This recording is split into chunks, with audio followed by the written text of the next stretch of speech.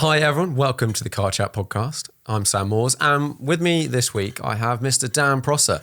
Hello. Hello, Sam. Welcome back for the... I think third time, isn't it? I think this is the third time. Wow. I was looking... Not bored with me yet.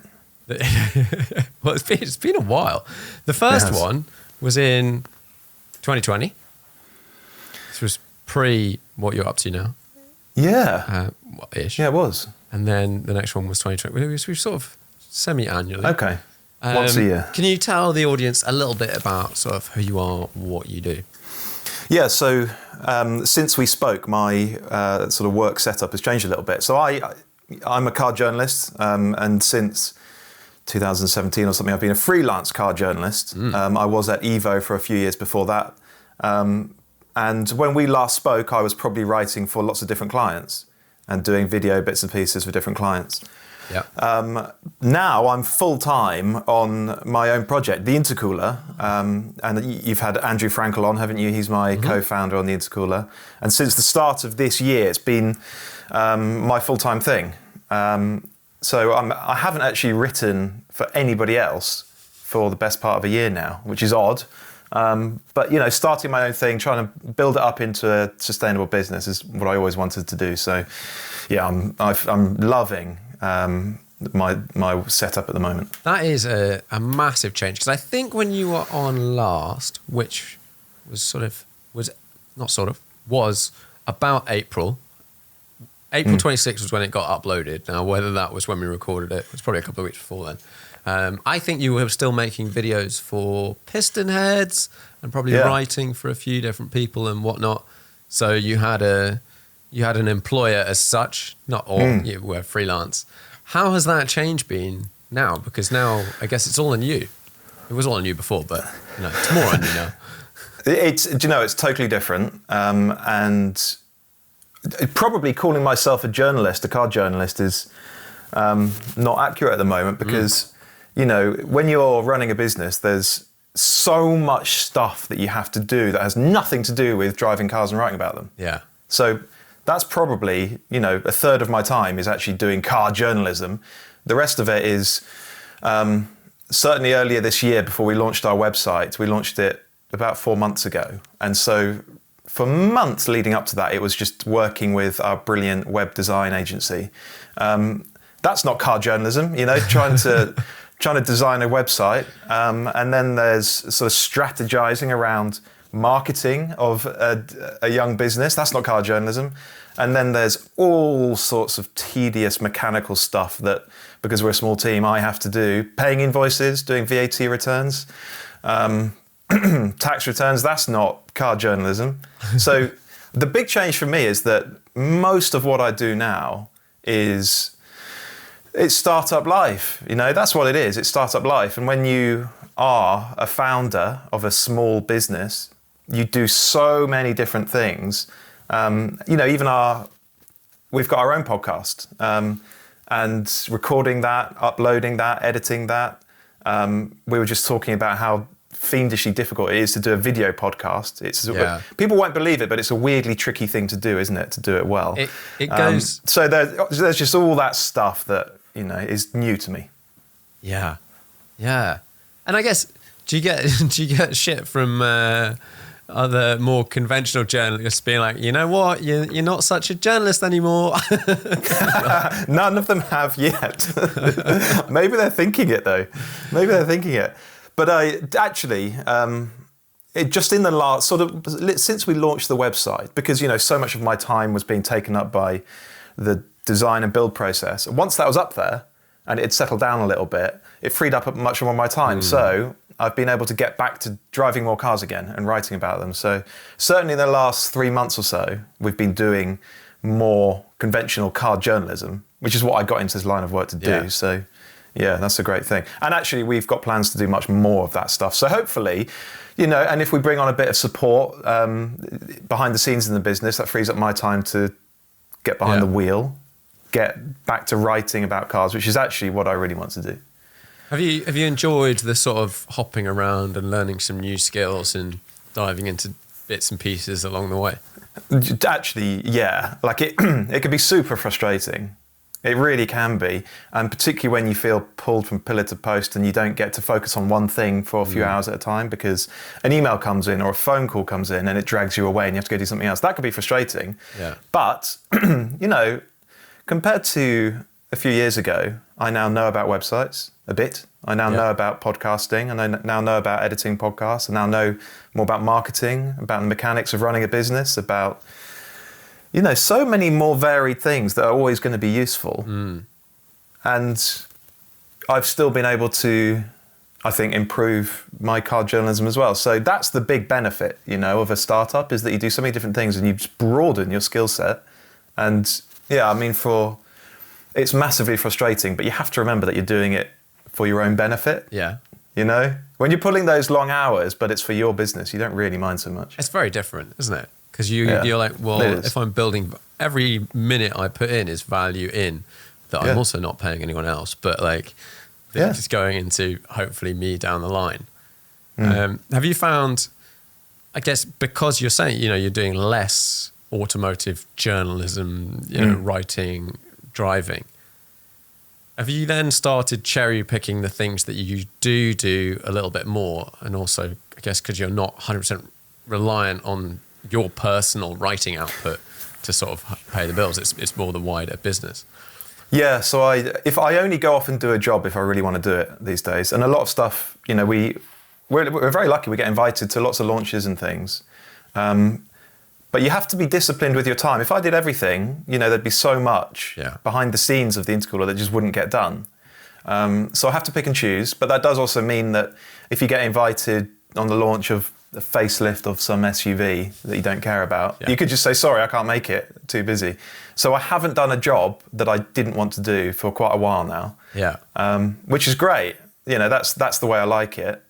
But most of the sort of interesting cars of the year, not all of them, most of them I've managed to find my way into. So the balance at the moment is pretty good. Yeah, I'm quite pleased with that. Yeah, because well, actually, we'll talk about some things that you've been driving and whatnot.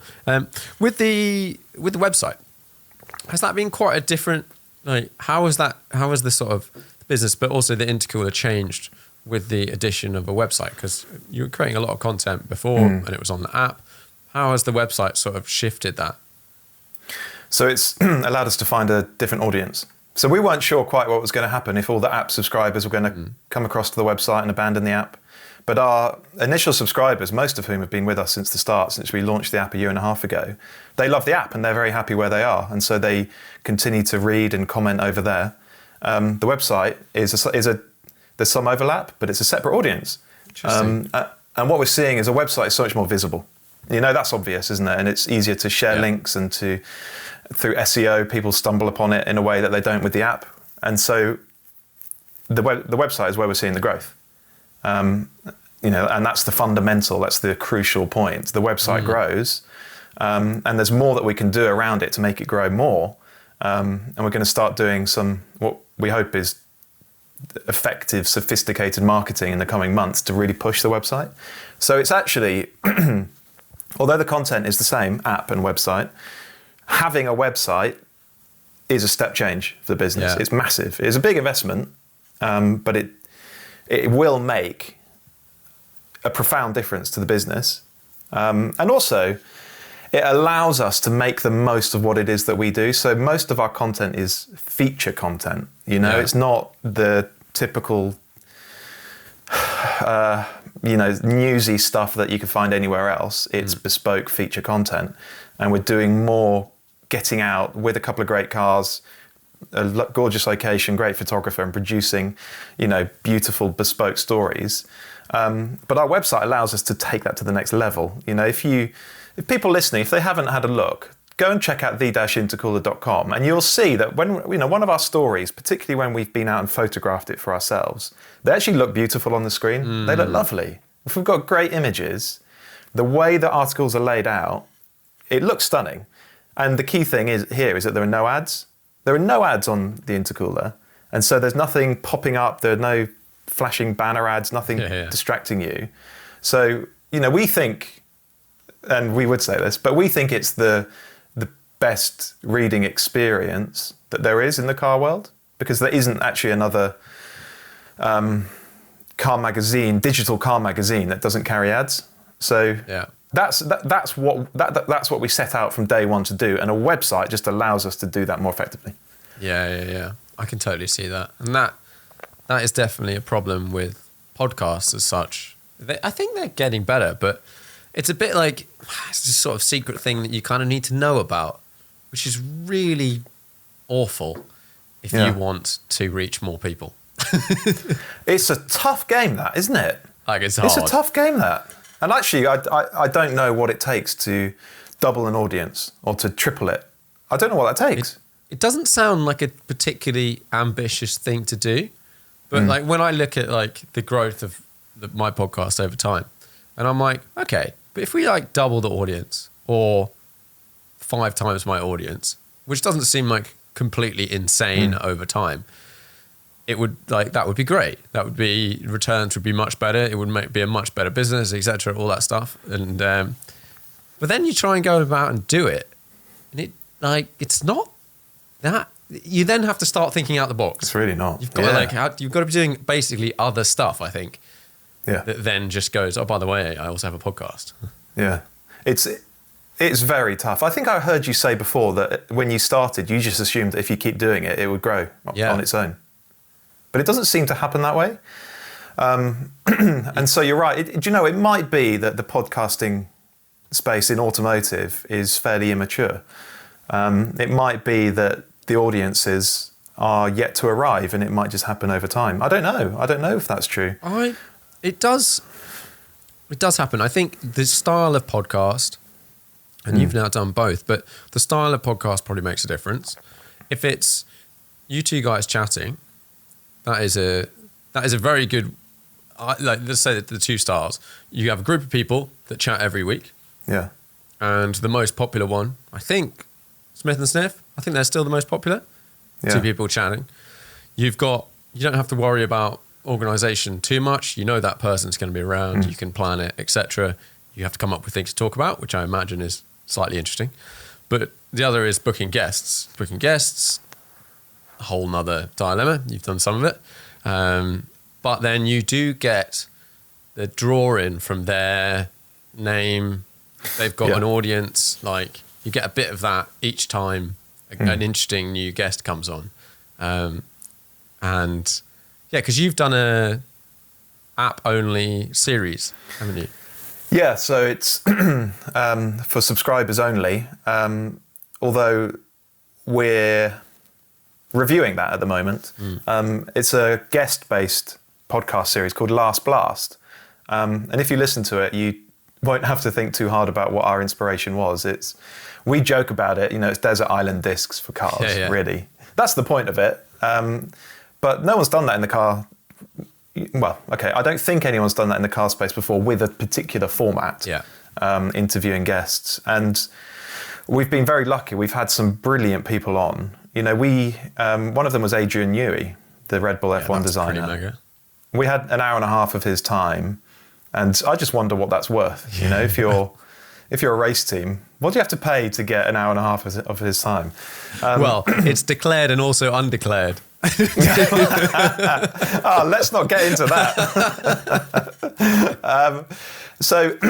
We've been looking at guest podcasts ourselves, and actually it's one of our plans for 23 is to mix up our weekly podcast. So we want to get our contributors onto the podcast more regularly. We want to have guests onto the podcast more regularly, so that maybe only every other episode is just me and Andrew.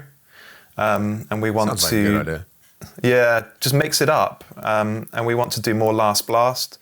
And probably what we'll do is, yet to be decided actually, but what we might do is make every episode of a season of Last Blast available just to our subscribers initially, perhaps without ads, and then later on they'll go out publicly. Actually, the main reason for doing that is that, you'll know about this, people like to have an RSS feed for a podcast, so that they can listen to it through whatever app they use or on any device they like or whatever. And you just can't do that with a podcast that's behind a paywall. There's no way of doing it, at least not that we've been able to figure out. I think you can. You can do it. But I thought you could, but I've not we've had people looking into it and we've not been able to figure out an effective way of doing it. Matt, Smoking Tire, they do it. Do they? I think you have to use something like Patreon, but there must be a way if you can do it. I think the way you do it is you have your paywall. And the people once they get beyond the paywall, they get a link. And it's an RSS feed that no one knows, that is not public as such. Yeah. So it's a separate feed. I think that's how it works. So technically anyone could listen to it if they knew the feed. But you need the link. Info, but you need the link. And then you only get the link once you paid. You would then have that's possible. Sort of change it every year or something. I don't know. Yeah. Just to Well, that's easy enough, isn't it? But, well, I mean, as I said, we haven't made any decisions yet. But I'll look into that. But, the other point is that we think we could make Last Blast a fairly significant thing within our world because it's a good format and we've had great guests and we think we could build some momentum behind it. So that's what we're going to be investigating in the next few months. As long as someone called Sam doesn't keep interviewing all the same guests. No, but it's funny, isn't it? There's so much, but that's why we decided to go with a format. Yeah. Where we ask them for the 6 cars that have meant the most to them during their life, and then they tell us which one of those they'd take for a last blast, and there are a few other elements around it. It's a conversation about their life and work, but we have this structure that we stick to. And I think I found this from, at the moment, some cool new car comes out and you get 5 people doing a podcast, not a podcast, a YouTube video, walking around the car, talking to ideally the person that made it. And I find with a car that I'm really interested in, I can probably listen to like a few different people sometimes, and you get different questions because they're like no one is me, so no one's going to ask exactly what I would ask. So sometimes I need 2 people to come at it from slightly different angles, and I can listen to both. And I find interviews like it's a real reflection of the person doing the interview as well. That like. They're not necessarily providing the answers and whatever, but each person giving an interview and asking the questions gets something else from the person. Yeah. Just because, that's right. Just because you've heard one interview with someone doesn't mean you've heard everything. No. Not at all. There's so much scope to interview. As long as they're an interesting guest with plenty to say. Yeah. And you know what it's like. You can talk to someone for 3 hours and still feel that there's ground that you haven't touched. Yeah. I had one guest this year, and it stands out. It's a guy called Colin Hode, who no one's... the driving chap. Yeah. He's based at Millbrook. And we talked about driving mechanics, and like physics-y type driving stuff. I stopped it at 3.5 hours. I was like, no, we're done. Like, this is not the end, but like, we're done. This is ridiculous. That's great, though. I mean, when people have got lots to say, that's why podcasting is brilliant, isn't it? Because you can just go and go and go. Until you suddenly go, nope, that's it. Thank you very much. That's enough. To a point. How do you guys think of what to do each week? In terms of podcasting? Podcasting, yeah. Well, this is one reason why we're going to start mixing it up, because I think we're probably, going back over old ground. Sometimes it's obvious. If we've driven an important new car, like a McLaren Artura, for instance, that kind of takes care of itself that week. Yeah. And normally there's enough going on that it's quite easy to pick a topic. One of the best received ones we did recently was all about Top Gear, the Clarkson Hammond May studio era Top Gear, because it was 20 years old last month. And so that's really easy, it's topical and there's so much to say about that. So that was a good episode, but other times you have to get creative. You really do, and you scrape the barrel a little bit, but we do, I think we have Christmas off, so we do 51 episodes a year. Which is a lot. 40 plus hours, so it's a lot to fill. So, and what I'd like to do by getting guests onto the regular podcast is just to take that pressure off me and Andrew, so that we're only talking, just when it's just the 2 of us, we're only talking about the top tier, most interesting stuff. Yeah. So that's what we're working towards. Because I found I was recording, I go through various periods of time where I'm recording like a lot in one go. And I realized that I could only do that for a certain amount of time before my conversation and my brain was in the same place for every, if I do four a week, if I did 4 a week, they're actually going to be 4 similar-ish conversations. Now they're not, because the guests are different and whatever, and it can, but let's say if I had 2 automotive journalists back to back, those are the ones where it gets a bit more topical, a bit more what's in my head, and I go like, nah, I need to have like 3 weeks before I do another one like that, just because I need my brain to like move on. Well, do you know, that is the key thing about this line of work, whether you're a columnist, a feature writer, or a podcaster, or whatever. You have to be active in the space. You know, the moment that you're just mostly sat at home, mostly reading and watching what other people are doing, you're not going to have anything to say. You've got to be out there. I remember Chris Harris saying, I was talking to him about when he had a weekly column at Autocar. And I just said to him, I actually don't know how he found something to write about every single week. Yeah. And Matt Pryor has that space now. I think you probably know Matt Pryor. Yeah. And actually, as long as you create for yourself a busy life around cars, you know, if you're working on the staff of a car magazine, you've got that already. But then in your own time, you're going off and doing stuff with cars because you're an enthusiast. Your friends are doing stuff with cars. It actually becomes quite easy. You're just active in that space. Yeah. And so, it's the same for what we do, chatting about them. As long as you're active in the space and you are taking an interest and going off and taking the time to do stuff, you can keep it fresh. That's it. And that question, like, what have you done this week? It's a pretty sort of lame question. But if you don't immediately go, well, I've done, in your head, you're like, oh, I've done like this, and like, I can talk about this. If you're like, no, I don't actually, there's nothing that I've done. One of the YouTube channels that I follow is a guy called Peter McKinnon who makes sick videos. But he had said a thing recently. It was like, you've got to create more than you consume. And that has sort of like stuck with me a little bit, because I watch and listen to a lot of stuff.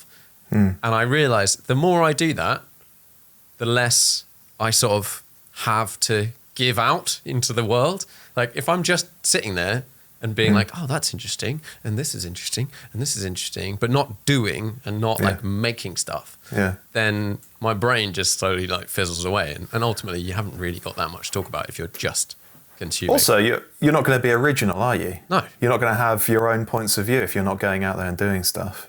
Yeah. It's a very good point. Yeah, I totally understand that. You're much more familiar with the YouTube space than I am.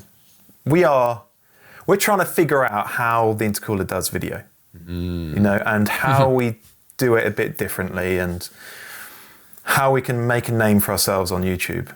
Have you thought of a way yet? Well, no. I mean, what we're not going to do is expensive productions every single week. No. Because that's thousands a month. As the content creator who wants to make those videos, fine. As the business owner paying to, you know, that's a really stupid idea. Like, as much as people get to do it, and there's companies, you know, every year there's maybe a different company, but maybe not, that will pay a certain bunch of great journalists and great teams to go and make amazing content, but they don't do it forever unless there's some business thing behind it. And for most people, that it doesn't work. Like it just doesn't work. Yeah, I think it's got to be super lean. And you find a balance. It needs to be lean, cost effective, but you still need to do it well, and you need some production value in there. Yeah.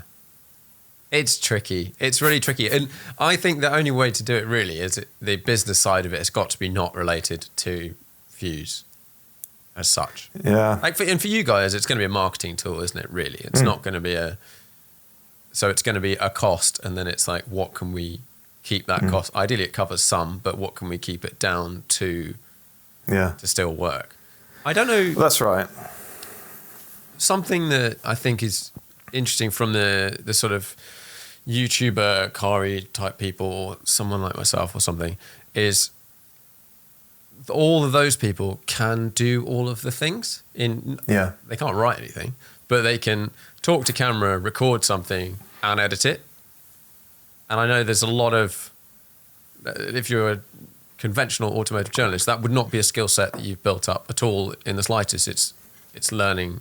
You're starting from zero. So then you at least need 2 people, and then you end up with 3, and then it's like, how long have you spent on this? And it's tough. And to do it to a really good standard. We actually had lunch with someone, a fairly prominent figure in the industry, and just sort of sounding him out, seeing if he'd be interested in taking on our video side and just seeing if it's feasible. I'm not going to say who it was. And he reckoned that you would need to spend several thousand per video to do it well. Yeah. Maybe even 10,000 per video to do it really well. And, our world doesn't generate enough money. Well, perhaps if you're doing, the Doug DeMuro views, it does. But how many people actually do that? Doug doesn't do it with a production crew. No, that's true. He just films everything as lean as possible. Like Tim, for example. Yeah. He's making lots of money at it, but he still films and edits everything pretty much himself. And the key is rate of videos. And I don't think you have to have high quality. I think it's nice, and I think you can get a certain level. And you look at some of the crews that do stuff, someone like Henry, don't know whether this was who you were talking to, but they're only 2 people, I think, most of the time.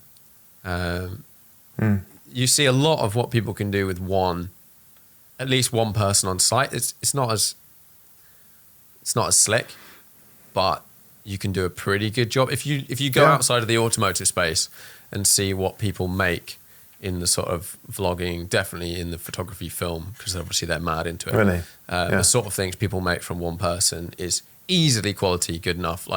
It's like commercial level, awesome stuff. But they're not necessarily doing a car review. And are you then doing car reviews? Is that the thing? Are you doing a car review, or are you telling stories, and is it the life and something of the person? In which case, it's difficult. That's right, all to be discussed. I mean, cars are an inherently expensive thing to film. Particularly if you've got the hero car, the support car, you're going off somewhere to good roads, immediately you've got a couple $100 in fuel. And then it just piles on top of that. So we've got a video coming soon. It might already be out by the time this podcast goes out. But me and Andrew, we got McLaren P1 and 765 LT together for a photo shoot. Sorry? That is not a bad duo to get together. Unbelievable. It was. We went to some great roads in South Wales, and we got lucky with the weather. So it was a mega day out, and we had a brilliant photographer, Olgun Cordell. He's at Cars and Colour on Instagram. You might be familiar with him, but he's a brilliant photographer. He got some gorgeous shots. And while we were doing that photo shoot, I grabbed some stuff on my phone, some video footage on my phone. We got Olgun to shoot some tracking just while we were doing the stills photography, the tracking. He just flipped his camera and recorded some video. I put a GoPro in the windscreen of each car and did a few minutes. Yeah. And then me and Andrew had a conversation in front of the 2 cars right at the end. So that is as lean as you can make a video. Now, the issue here is that I'm not a video editor. I could learn it, but I've got other stuff that I need to be doing. Yeah. So we have had to pay someone to go and edit it, which is an expense. It's not a small one. But even so, I think we were able to produce a decent video working that way, and also making good use of the stills photography that we've got. Yeah. That was a key part of it. And so I haven't uploaded it yet. It's not gone out. So it'll just be interesting to see if that gets any traction at all. So that's the sort of thing that we're thinking about is, while we've got great cars together on great roads, what can we shoot in a sort of timely, cost-effective way, And can a skilled editor pull that together into something worthwhile? So I think we're going to try that a few times as we begin to sort of find our feet with YouTube and figure out what it is that we try to do. Yeah, I think at the moment, and you definitely can pull decent stuff from doing that. Like, if you look at what most people are putting out, that is like easily at that level or above from what you were sort of doing there. It's short videos. Like, that is the real winner in 2022, probably going forwards. It's like a minute or less. And it really, what, for reels and for shorts and stuff? I mean, the beauty of it is you create one video and you can make it a minute or less. Let's just say you keep it to that. And then it's like a walk around of a car with some interesting details or whatever, something like that. And then you put it on 4 platforms at once in one format, and one of them takes off, one doesn't. And all you're doing then is just marketing your brand, basically. But the effort is less, sometimes less. And I wish I'd known this a few weeks ago. They get more views. Yeah, you're absolutely right. And we've had on our Instagram at the Intercooler, we've posted a few reels that have been picked up. Yeah. So I had one that did 1 million views. That's not bad. Yeah, and I'm looking at another that's done 750,000. Yeah. Others that have done more than 500,000. So some of them get picked up, and they might have taken literally as long to record as they are in length, 60 seconds, and then that again to upload them. So that stuff is super easy to do, and you're absolutely right. We should do more of those, because you can stick the same little bit of content across all the different platforms, can't you? Yeah. And if it's good, one of them will get picked up, as you say. And if it doesn't work out, it doesn't work out. But at the same time, that's not as bad as spending 10 grand on a video and it getting 2,000 views on YouTube. Like that, that outcome, that hurts. That's a disaster, isn't it? That is a problem. Yeah. And so ideally, you do a bit of both. Well, yeah. So we sometimes we will, and it's made easier when it's on a manufacturer launch event where the costs are basically covered.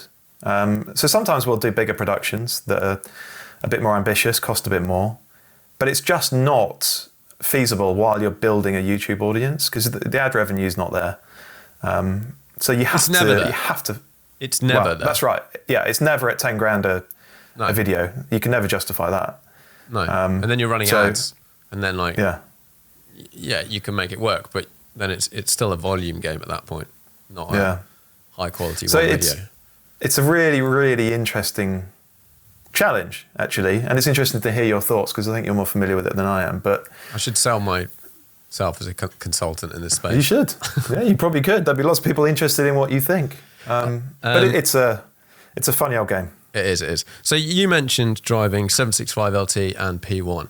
Now, I presume on paper they're pretty similar in pace. Is the 765 LT faster? No, in numbers term, not in driving. So power to weight ratio, I don't have the figures off the top of my head, but the P1 still has the better power to weight ratio. Okay. I think it's like 7% in it or something. So it's very, very close. The P1's got another 140 horsepower. It weighs 151 kilograms more. Only that? I thought it would be a lot more than that. So it's actually not that much, that hybrid system. But nevertheless, the P1 has the better power to weight ratio. They feel as violently accelerative on the road in a straight line as each other. They just deliver their power slightly differently. Yeah. Because the P1's got that torque fill. So the moment you open the accelerator, it just goes, you get that hit. It just skates off down the road immediately. And then when the turbos boost, it just lights up and it's utterly bananas. But the 765 LT is very different. So the force you feel in your back is probably about the same, but it delivers its power so differently. You've got no hybrid assistance, so no torque fill. And that 4-litre V8 and the 3.8 V8, the twin-turbo McLaren engine, it's laggy. That is a boosty, laggy engine. So you need a good few thousand RPM, and you need to give it time to build the boost before it hits. And And so what you get in the LT is you put your foot down, wait a split second, feel the boost rise, and then it goes. But it's extraordinary how it, it gives you this massive whack in the back, and then at 7,000 RPM or something, it just goes again. And then it rockets you down the road, and it's frightening. It is unbelievable how it just keeps piling on the speed. So it's not the initial hit that surprises you, it's how it keeps going.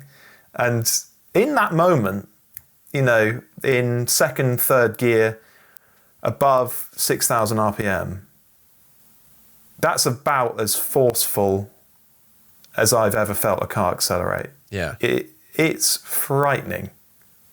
The trouble is, the speed limit's 60 miles an hour, isn't it? That's a problem. And you're just doing bonkers speed after a couple of seconds of acceleration. So just nuts. Which of the two did you prefer? Now, ignoring value, whatever, like to just go for a drive, and that's all you get. P1. Yeah, I love that car. I think it's because, it might be because it weighs a little bit more, but it's not so tied down like the 765 LT. So it just rolls a bit more in corners. You feel it rise and fall a bit more heavily over undulations in the road. And so it has this lovely sense of flow and rhythm. And it's just delicious when you get it in that phase. It just feels lovely with gorgeous steering, razor sharp throttle response, tons of grip, and the old McLaren attributes. You've got great visibility. Yeah. You feel it's sat right at the front of the car. It's an amazing thing. And then the LT, it still feels a lot like a McLaren, but it's more like a race car. So it's so razor sharp and so energetic, and it's almost frantic. And particularly this one, which has those Senna seats that have almost no padding in them. Yeah.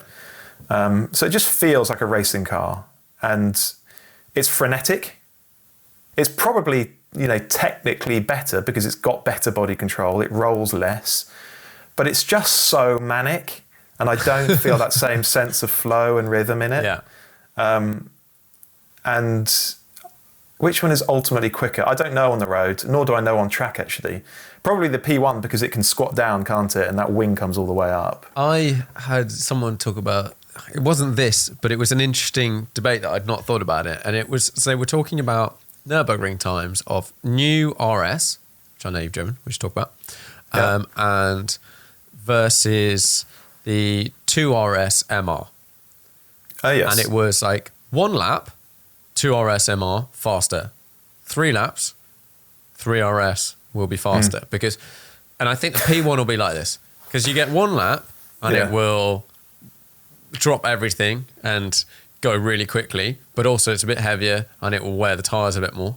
So by the time you're down to lap 3, well, the P1 could be running out of juice. On a Nürburgring lap, it's for sure run out of juice. So then you're lugging the weight round. It will have cooked the tyres more.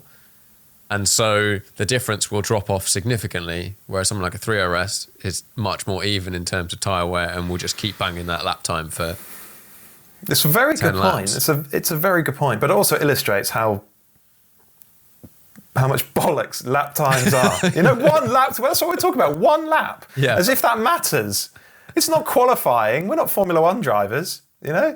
And it's a very, very good point. There are lots of cars that will just struggle. Their brakes might just cook after 1 lap. They might have 1 hard lap in them. I'd not thought about that from a wider look at the topic, but actually, when a magazine does the fastest time, we all know that's kind of like whatever, but at the same time, it is like if you're the fastest, you're the fastest. Yeah. But it would be much more interesting, especially from a driver's point of view in terms of if you're going to own a car, let's say a 10 lap time.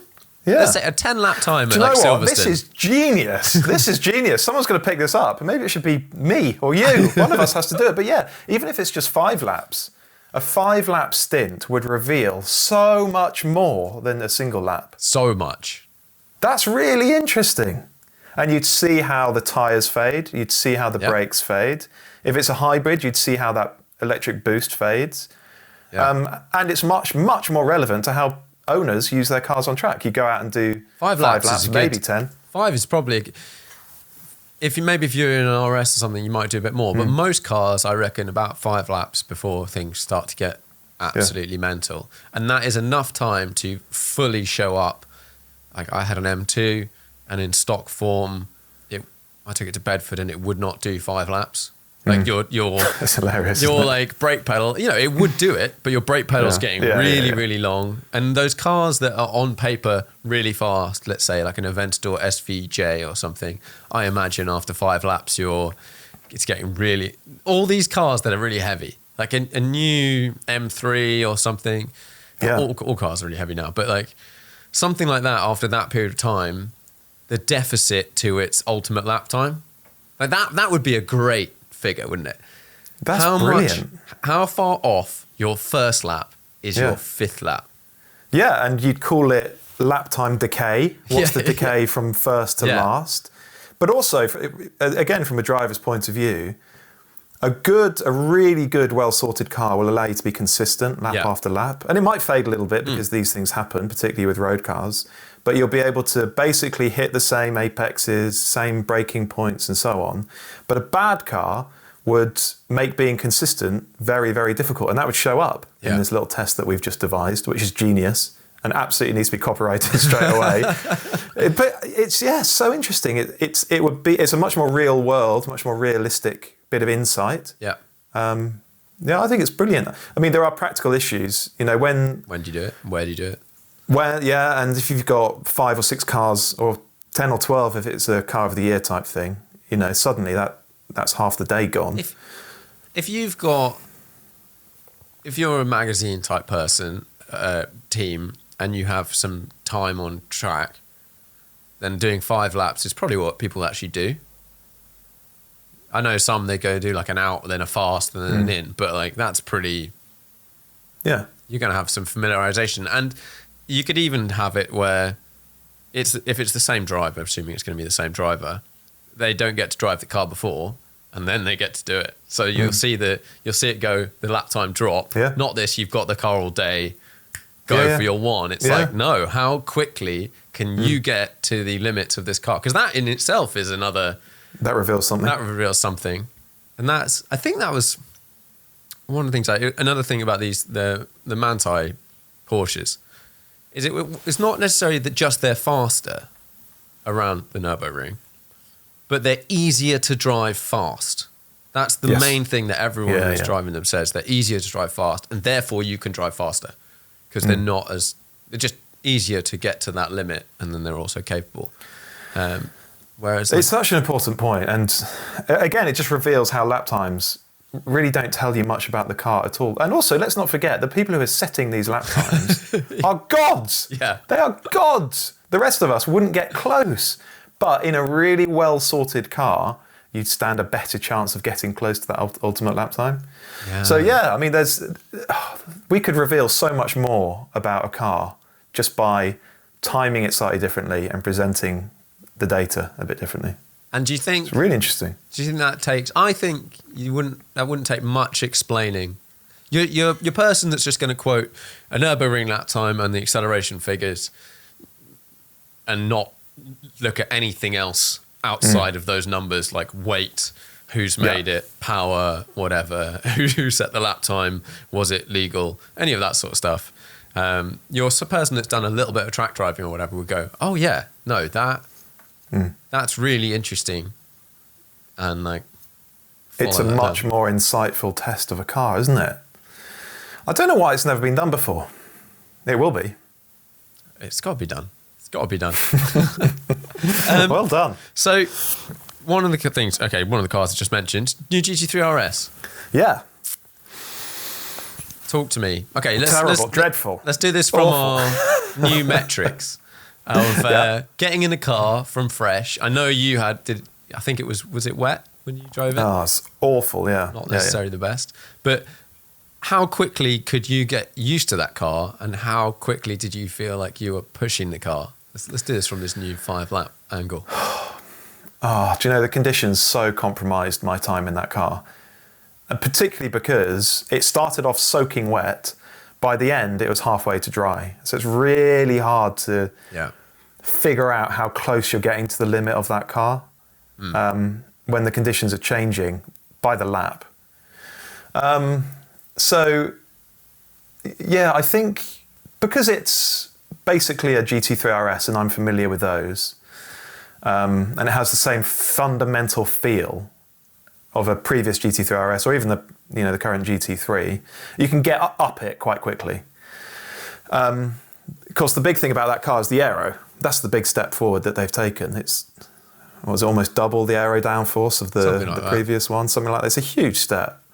And so it's having confidence in that downforce, which is a very particular thing. You know, I've not driven many very high downforce cars because there aren't that many. There are a few hypercars, but really for very high downforce, you need a racing car. Yeah, no road cars, really. Yeah, no, exactly.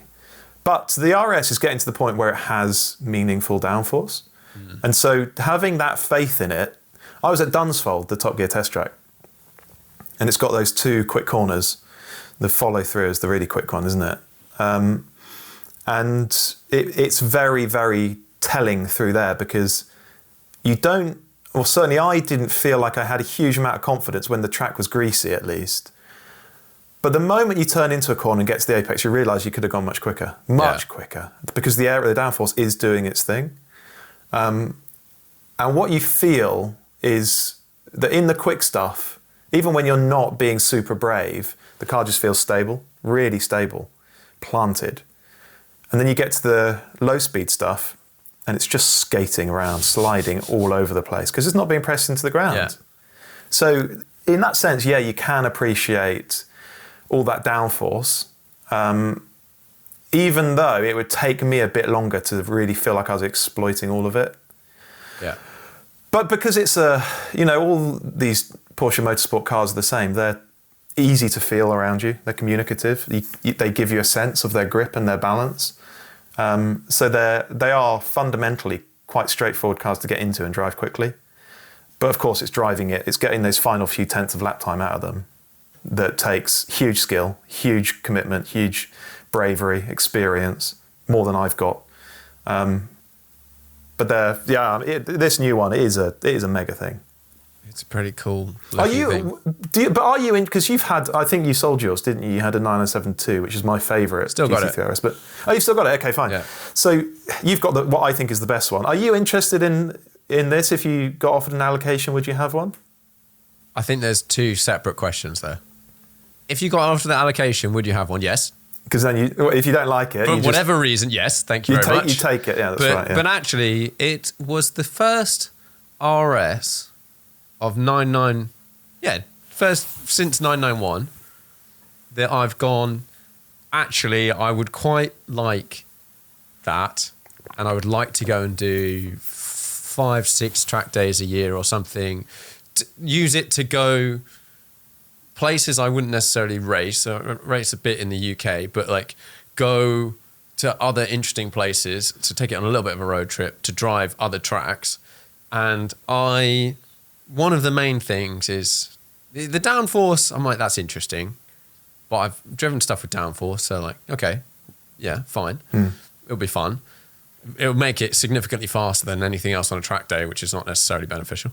But then I like the idea of playing with the settings. Yeah. I like that a lot.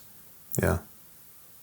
Yeah. That's what I did in my video, my video for the intercooler. I played with the settings, or at least I tried to. That was the plan, but the weather sadly scuppered it. But I wanted to try and understand if being able to change your compression and rebound rates, you can do it separately, front and rear, if that was a gimmick or if it was substantial. And I think it is substantial, particularly on a dry track day.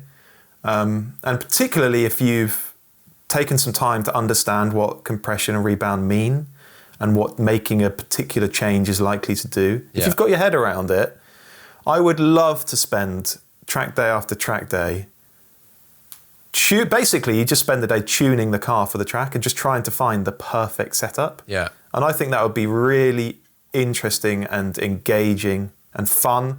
And, you know, if towards the end of a track day you feel like you're just doing the same thing, going around and around again, if you're fiddling with your damper rates, I don't think you'd ever get to that point. I think you just enjoy trying to hone a car for a particular track and the particular conditions. I'm totally on board with it. I think it's mega. And it just adds, for me, it adds a whole nother level of interest and learning. Yeah. It's probably why I find actually some sim driving really interesting, because you can very quickly test and retest things like that, damper changes and stuff, and see if you can feel the difference. But even then, you've got to go do a lap, an amount, stop, play with it, restart the lap. In a video game, and that's pretty quick. In a car at a track day, you've got to drive into the pits, do God knows what amount of fiddling to click stuff up, and you're not changing diff settings, and then go out. By which point, things could have changed, etc. And I really want to learn and get better at car setup.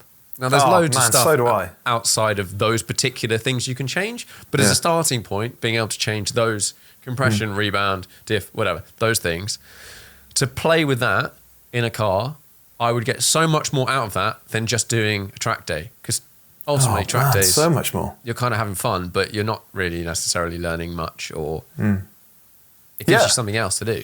It would, and to really learn how to do that stuff, car setup, you need to race, and you need to be working with a race engineer probably who properly understands it.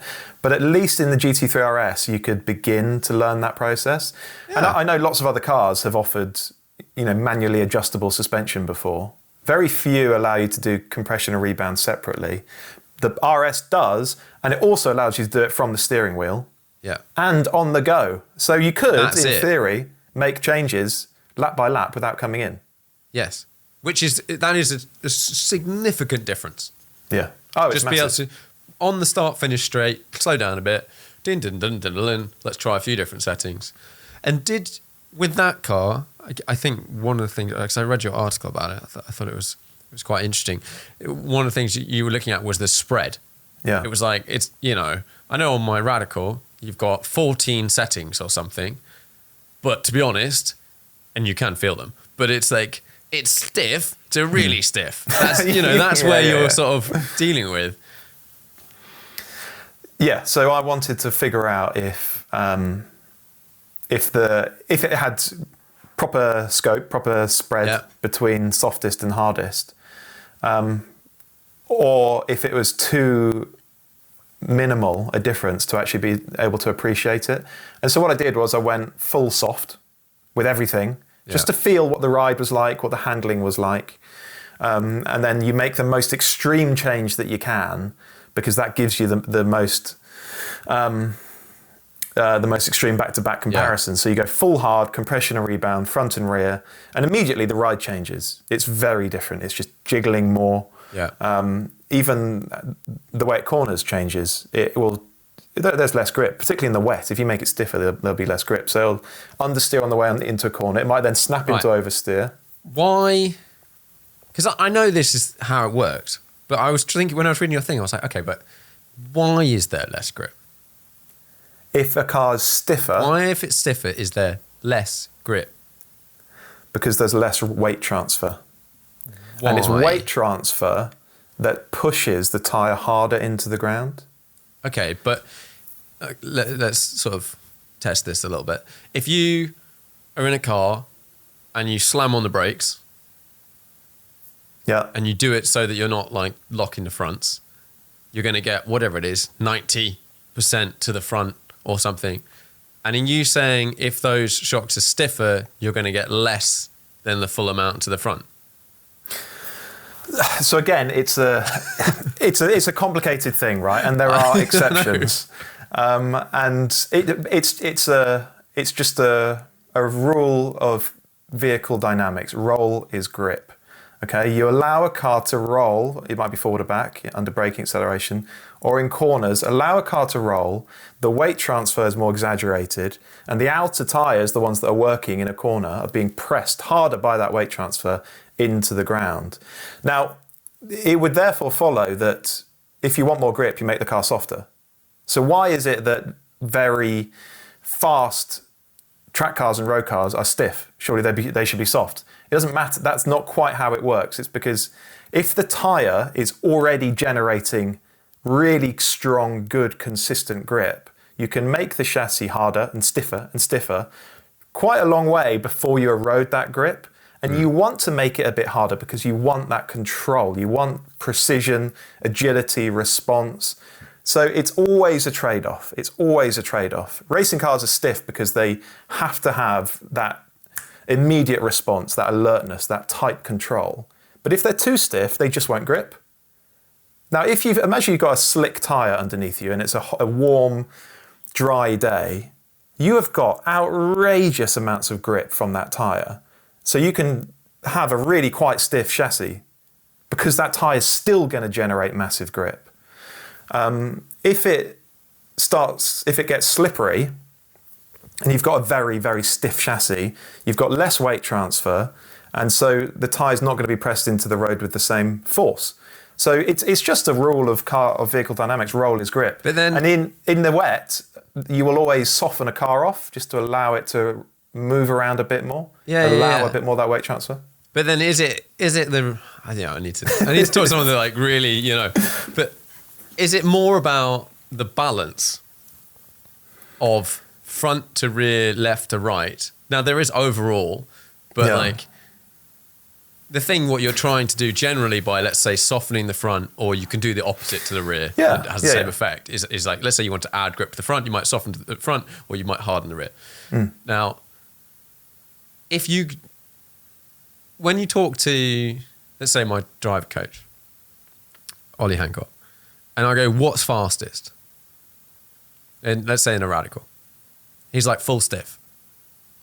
But you probably won't be able to drive it. Yeah. He's like, that is the fastest. But it's then a case of how much do you dial it down.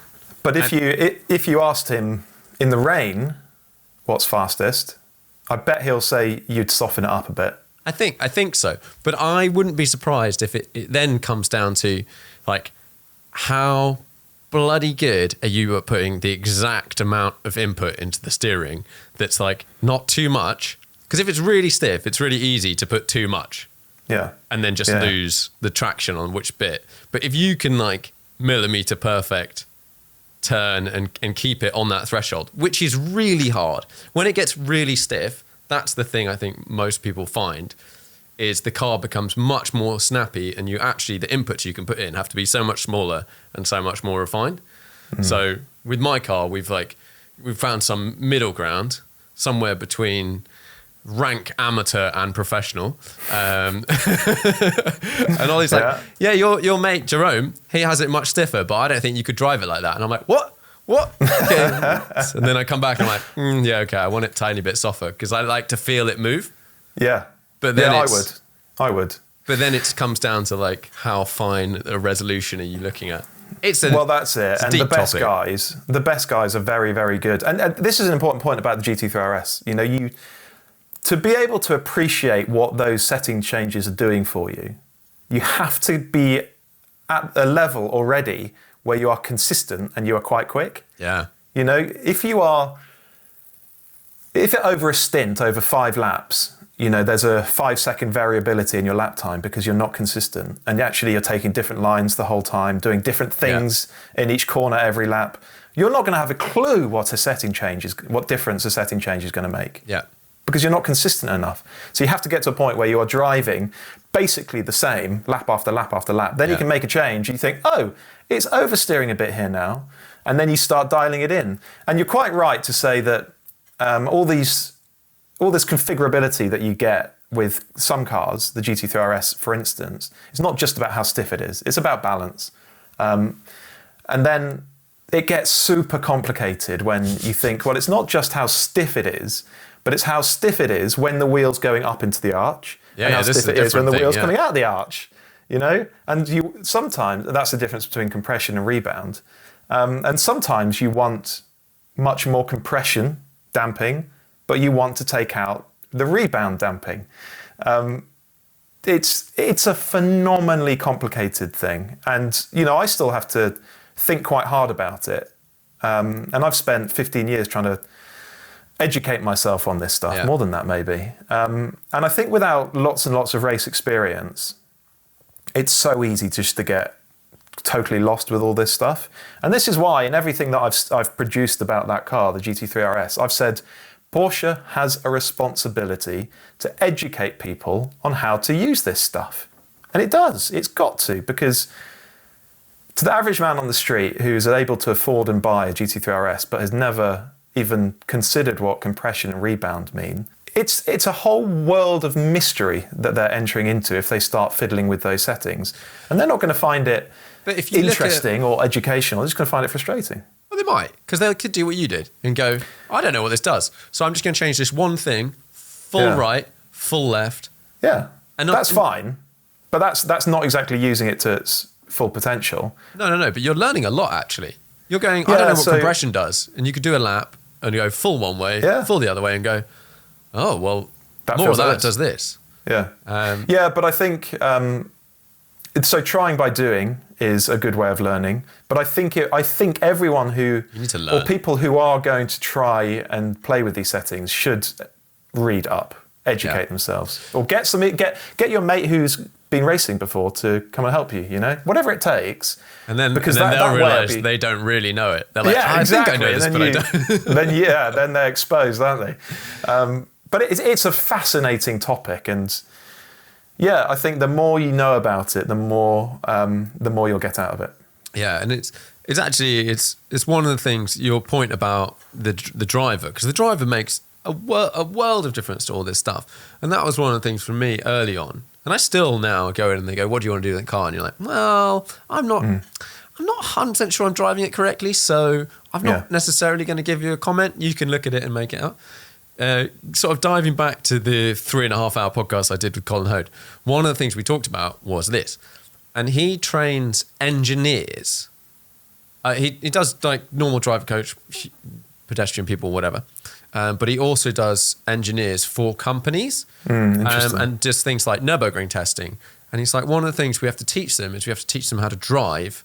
I think they call it their engineering line, is one of the line they use. So sometimes they use a completely different line to the racing line. They drive. Imagine you're driving down a road and you've got the dotted line down the centre that separating the left and right lane. They drive the track on that line. The entire way around. Yeah, interesting. At grip limit, but on that. And the reason they do that is so they've got leeway on the inside and outside the entire time, should they need it. So because it's a different discipline to setting a lap time, isn't it? And it's a completely different discipline, and they're testing the car. But then they learn to be incredibly sort of robotic and precise with their inputs. And until you basically, I think, what did they call it? I can't remember what they called it. But for the level required for Nürburgring testing at this company, whoever he was training drivers for, they had to be able to drive a lap of the Nürburgring at grip limit with no unnecessary inputs. So every corner is drive in, turn the steering wheel in a fluid motion, and then turn it back to straight at grip limit. That is an unbelievable discipline, actually, isn't it? That's a skill in itself.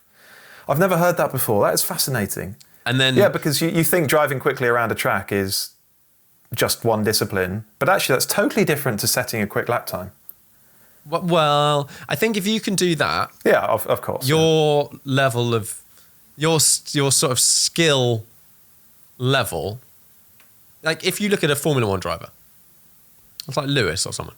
Someone that's really, really fast. And I know it depends on the cars and whatever, but when they're really, really, really, really fast, the perfect lap looks like that. It doesn't have any corrections or anything. It's so on the limit that it looks smooth, and there are no unnecessary inputs. It's an insane concept when you think about driving around a track. It is, and particularly when you're on the edge of grip. So you're fractions away from having to put in a big stab of corrective lock or whatever. Yeah, so, sorry, when I mean it's a totally different discipline, I was thinking more about lines. Oh, the lines thing, that is totally different. That's totally different. And actually, I've never heard of the engineering line before, but so being able to drive a lap with no unnecessary inputs, at grip limit in the wet, I'd love to have a go at that, actually. I'd probably be terrible. Well, it's if you think about driving and trying to drive fast, that is the goal. Yeah. And it's not necessarily what people think about when they're driving. They're normally like, can I carry a bit more speed? Can I whatever? But it's like, did I lose a bit of grip there? Did I lose a bit of grip there? If I could not do that and maintain the sort of highest state of flow the entire time, it is faster. The one thing that he said, because I said in the wet, I said a lot of he said, she said, I find getting to grips, I don't really like track driving in the wet, but I find getting to grips with a car, let's say a new car in a new circuit in the wet, quite daunting, because you don't necessarily know what the grip levels are, you don't know how quickly it's going to stop, you don't know how much it's going to step out, whether it's understeer, oversteer, all the stuff. And he's like, well, to start with, and he's like, you can do this on a track day, just make sure that you're not sort of, people have an idea that this is what you're doing. He's like, drive that line for like 2 laps. And yeah, I think a lot of racing drivers will tell you, like, they pick up all their information that they need in about 3 corners. It's the first, even on the way out of the pits, they're full beans and they're like, okay, I know how much grip's in the rear. Then they've warmed up the fronts, and then the first corner, they slam on the brakes and they go, okay, I know what the brake balance is like. Then they go around the first corner, maybe it's a hairpin, and they go, okay, yeah, I know how much front end I've got before oversteer. And then they do a high speed corner and they push it and push it and push it until it either understeers or oversteer. And then the guys that are pros go, let's just extrapolate that to the next 7 corners, and then they just drive flat out. Yeah, whereas you and me were like, it's really wet out here. I'm 5 laps slowly. Yeah, turn 8 might be super slippery, so I'm not going to go quickly through there until I know. Yeah, that's the difference, though, between professional drivers and those of us who do it for a bit of fun. And it makes me think of, if you're a young professional driver in a GT team, you're under so much pressure. They are analysing every single sector.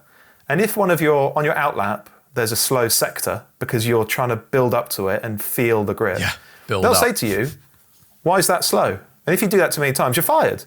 Because there's someone else who will be on it that first sector onwards. Yeah. And that stuff, that fries my mind, that these people, they, even in tough conditions, even at the ring, they get in it and they are on it. And that's the discipline. And they have to do that. And I just, that's beyond me. When you go, let's say, GT cars, like a GT3, they've got some assistance and stuff. And I'm not saying that necessarily makes it, well, it does make it a bit easier. But these guys, like the people I know, will get in any car. And they're never driving the same car. Sometimes they might be lucky to be driving one car for a season, but they're also jumping a lot of stuff in between. And then they get no testing. Like, if I've got a professional driver on my team and I'm paying, it makes much more sense for me to do the testing because I'm going to gain way more time than they are, because they're basically, they might be a 10th off. That's it. Whereas I'm seconds off. So they get no testing. They just get in. Qualifying, 3 laps, go, boom, boom, boom. They are awesome, those guys. Unbelievable. I have so much respect for anyone who's super quick in a GT car. They are unbelievable. The trouble is, there are so many of them. There are so many of them, which is why a lot of them earn not very much, per day, sitting next to amateur drivers or whatever. It's such an enormous skill, and I respect it enormously. But weirdly, there are lots of people who can do it, and so it's a difficult living to make. I think a lot of them have to do driver training stuff and coaching that they don't enjoy doing, which is bizarre given how skilled they are at something that's extremely difficult to do. And then you get, so it's basically like, do you make it to F1? Yeah. No. If you don't make it to F1, maybe WEC. If you're not in WEC, EC, like, you're not really earning very much money in anything else, really. If you're not in F1, you're not making loads and loads and loads and loads. You're making you can make a good salary and whatnot. Yeah. But then you're just sort of in it. But then you do get lots do driver coaching, but then ultimately at some point in time, people do different things, whatever. But then you come across someone, every now and then you come across someone, and this guy Colin really stuck in my mind as he was incredible at explaining from a physics engineering point why cars do what they do and how you might go quicker or not, but then also a huge part of it of like psychology. Like, so we had this chat and I was like, I've been trying to find someone that, whatever. And we were talking about turning up on a test day and going faster. And he was like, well, how do you prepare for a test day? I was like, what are you talking about? He's like, well, okay, we're doing this conversation now. Have you done some prep? I was like, yes. I've like looked up who you are, what you do. I've thought through some questions. He's like, so what do you do for a test day? I was like, okay, I turn up and then I drive the car and then I try and go fast. He's like, right, let's wind this back a bit. Like, ignoring the amount of money you probably spend on a test day. And I was like, oh yeah, I do spend quite a lot of money on a test day. Like, why do you not do your homework? Why do you not get this stuff out, watch the videos, check your lines, talk through, look at your notes from the last time, run through it. Then when you get to the track, you're not doing lots of things. You're sitting down. So when you're in the car, you're in the zone and you know, right, that corner is actually a slight lift and then this is my turning point, that's my turning point. So it doesn't take you. My initial question was, I want to reduce the amount of time, that 5 laps or whatever, to get to fast, because you waste so much time. And he was like, well, do you approach it properly? And I was like, shit, I don't. Like, I do go out and try and sort of warm up and work it out. I'm not like, I know that's flat, so I'm going to do it flat. Yeah, I think I'm probably more like that.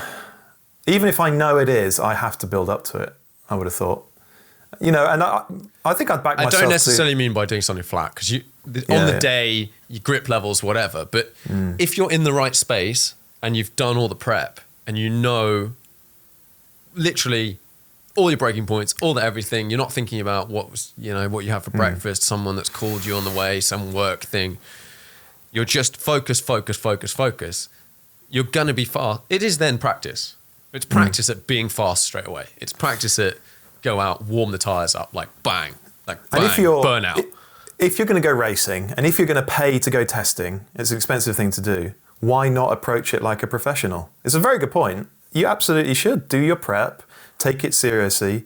But yeah, I mean, the psychological side of it is fascinating. And I remember doing some driver training 15 years ago when I was new in this industry and I had barely That sounds driven funny, doesn't it? On the track before. to be like, oh, I've been doing this for 15 years or whatever. Yeah, well, I can't believe it's that long. And I did it with a chap called Don Palmer. Some of your listeners will have heard of him. I did a day with Don Palmer, probably 10 years ago. It's an intense experience. And you start off, we did it at Bruntingthorpe, which I don't think you can use anymore. And we did it on a cold winter's day. And you start off in the cafeteria talking about beliefs and values. And you're thinking, Don, we've got a track here, there's a car outside. Yeah. Come on, let's go do some skids. But he wants to have this very meaningful to him conversation about your beliefs and values and who it is that you aspire to be able to drive like and all this stuff. And actually, he's right to do it because so much of it is attitude and state of mind. And it all just makes me think that with coaching and with guidance, we could all be so much better because there's stuff we haven't even thought about, like doing a preparation and the stuff that Colin was talking about. It's, there is so much scope for us all to be massively better if we just get a bit of coaching. Yeah. And I think tools like your new GT3RS, if you can get an application and you can afford it and whatever, or sims. I think sims are actually, for this sort of thing, when you're learning, whether it's setup or line or whatever you want to learn, really. Like one of the things I have spent a reasonable amount of time on a sim learning is what to do with my hands. Sounds like a simple thing, but actually, like, the more you think about it, it's not quite so simple. But you can run through some scenarios on a sim and do it and map out what are you going to let go or you're going to cross hands or whatever. Pass it through. And then you can repeat it. You can go and do the same corner over and over and over again at home, without costing you any money. And then when you get in a car, and you end up in a situation, whether it's on track day or whatever, you can repeat the same thing, but you've done some muscle memory and you've done some brain thinking. And it's the thinking about it that's like takes a while to sink in. Yeah. There's so much that we can do. You're right. There's so much we can do to improve as drivers without even getting inside a real car. Yeah. Just having conversations with people about this stuff 100%. just makes you think about it. Because it's actually a cognitive discipline, isn't it? It's a fearsomely complex thing to do.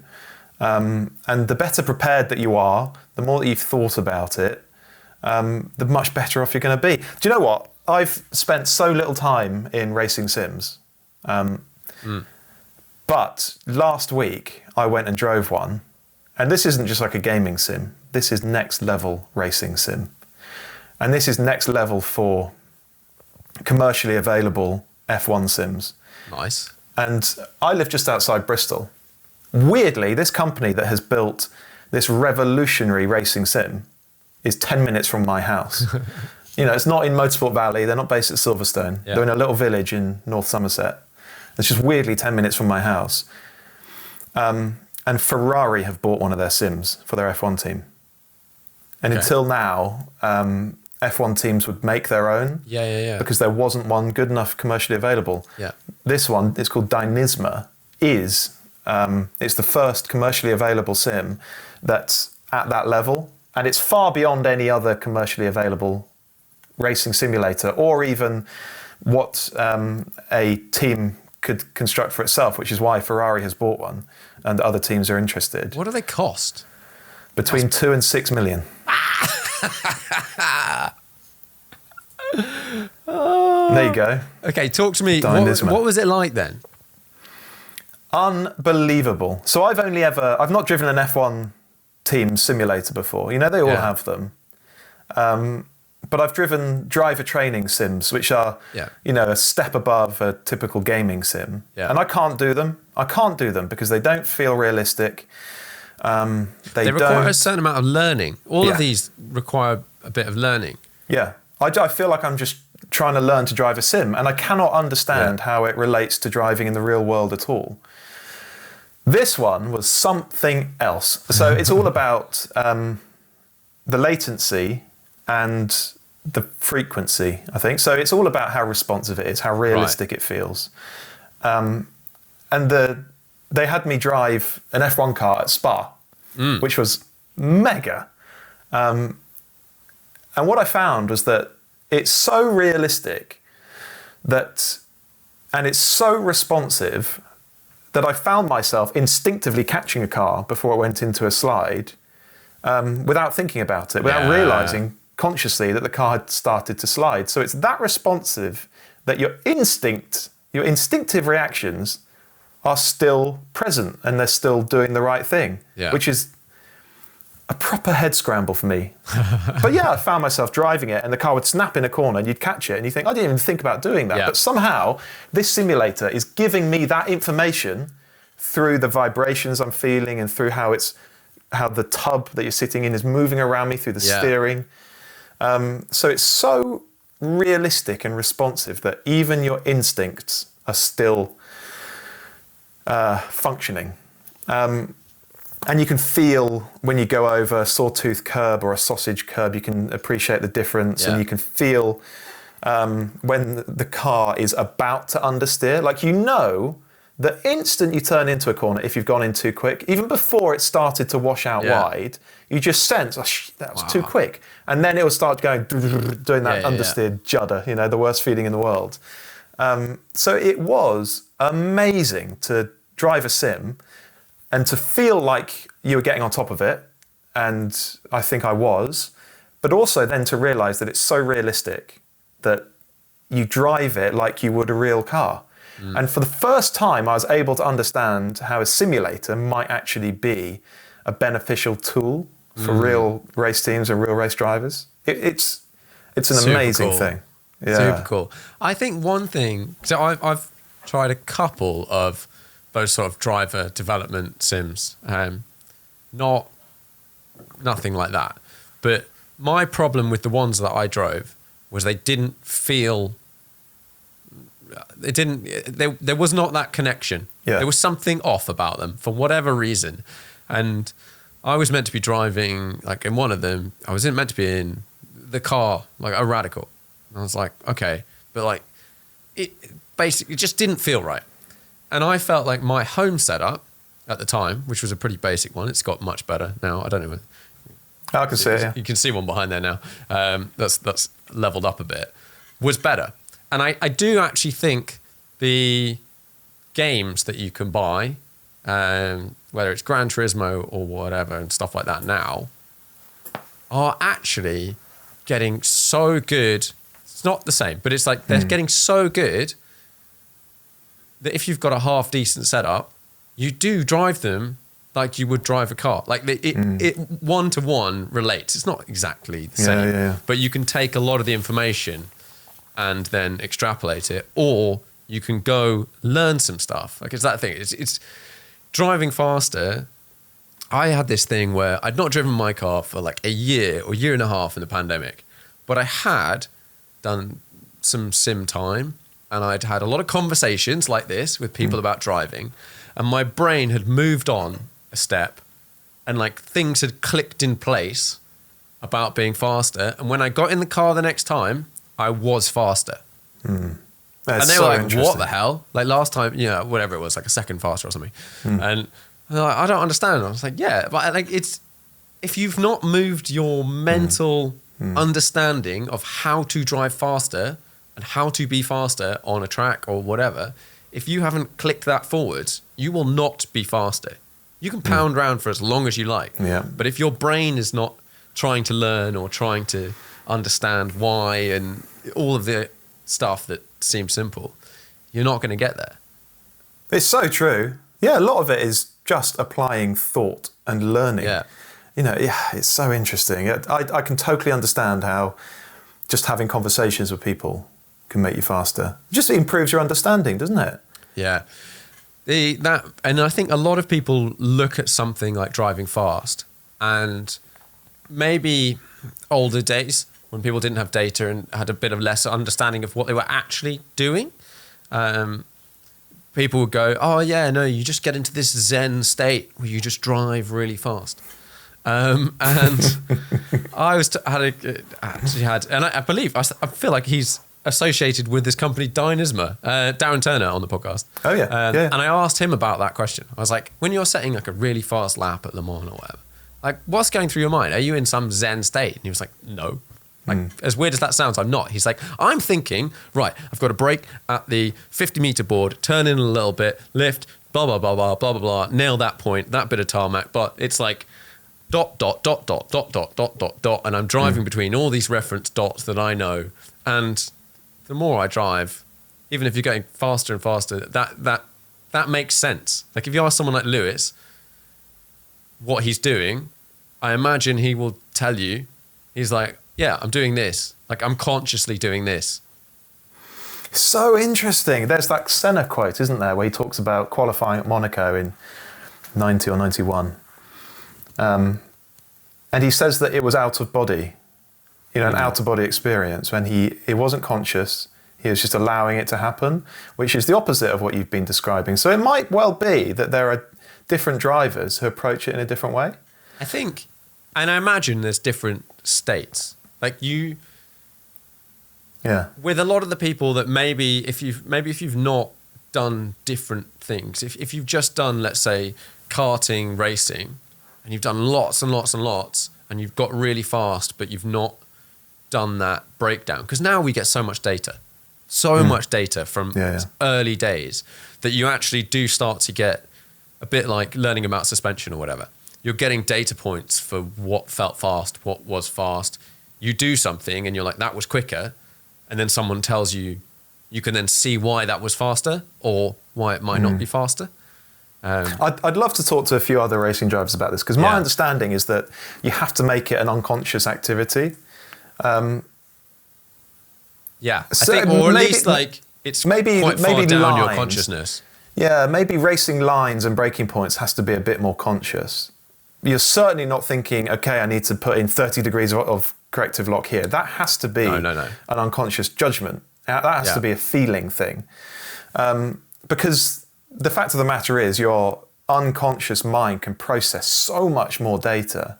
Yeah. And so it can make judgments at a speed and with an accuracy that your conscious mind just can't keep up with. Yeah. So if you can make as much of it as possible unconscious, and you're almost just allowing your body and your unconscious mind to operate the car, you then have capacity to think about things like traffic, or changing conditions, or strategy, or even racing lines and braking points and stuff. So ultimately, it's a blend of the two. Absolutely. And you want to give as much as you can to your unconscious mind.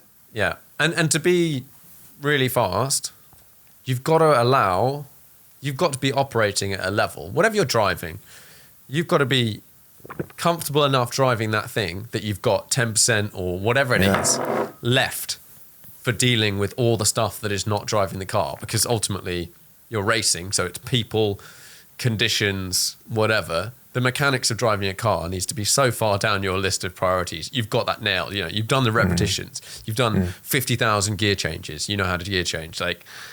You know, you've gone to Don Palmer and talked about horses walking in circles or something, and learned to suggest into the corner. Hinting, all that. But you've done that. You've gone through the phase of learning, I'm going to do this. You've done it 50,000 times, and you then do it. You look into the corner, you look through, all that sort of stuff, so that then you know what you're doing if you decided to ramp up the sort of gain on that part of what you're doing.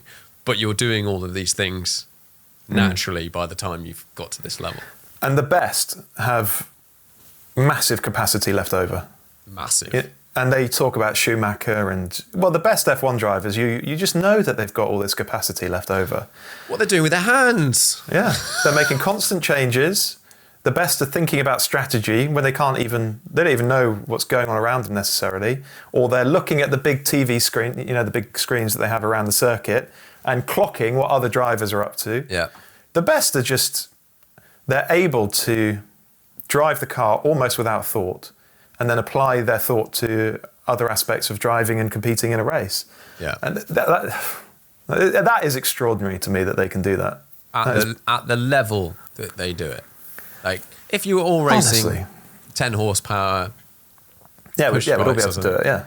Yeah, it's fine. So, in other Porsche stuff, you did another comparison, which was GT4RS versus GT3. What do you think of those two? Both mega. So we wanted to do the test because the GT4RS was the car Porsche said they'd never do, because they didn't want to make too good a Cayman, because it might tread on the toes of the 911, which was always supposed to be the more senior car. And so I suppose we wanted to see if they're similar in price, similar-ish, comparable. They've got almost... If you can get one, that's it. It's another matter. They're almost the same power. I think the 911 has 10 horsepower more or something, but it's the same engine. Yeah. And so we wanted to see what made for the more invigorating driving experience on the road. We didn't drive them on track. And it was a very, very interesting comparison. It was the first time I'd driven the GT4RS.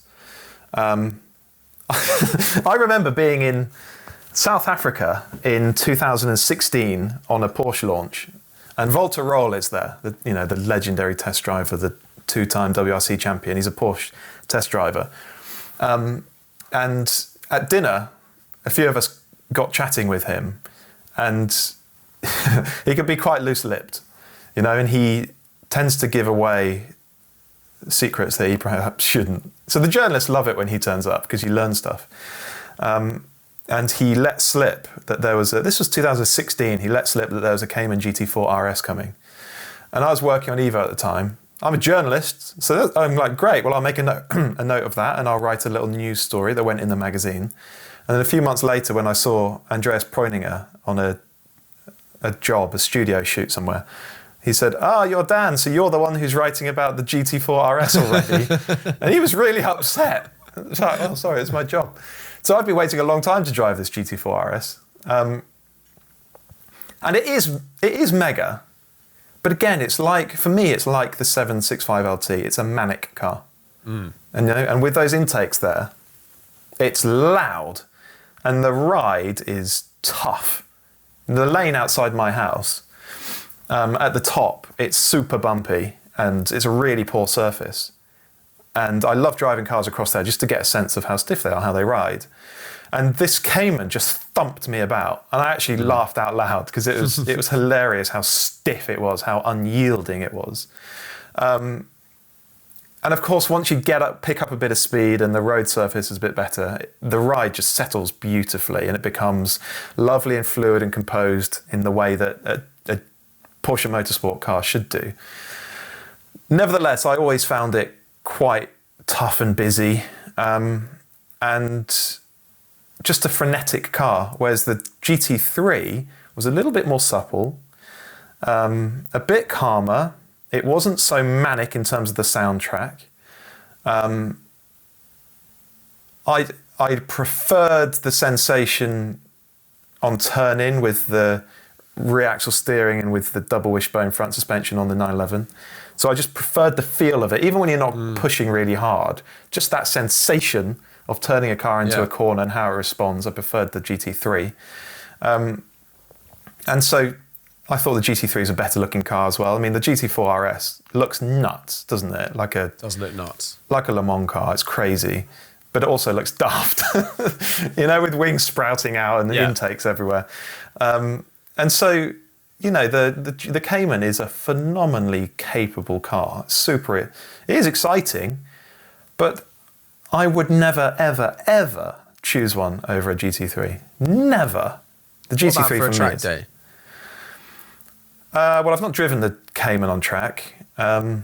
So possibly. Yeah, possibly. I don't know. But certainly for the road, GT3 every time. And actually, Andrew disagreed. He preferred the GT4RS.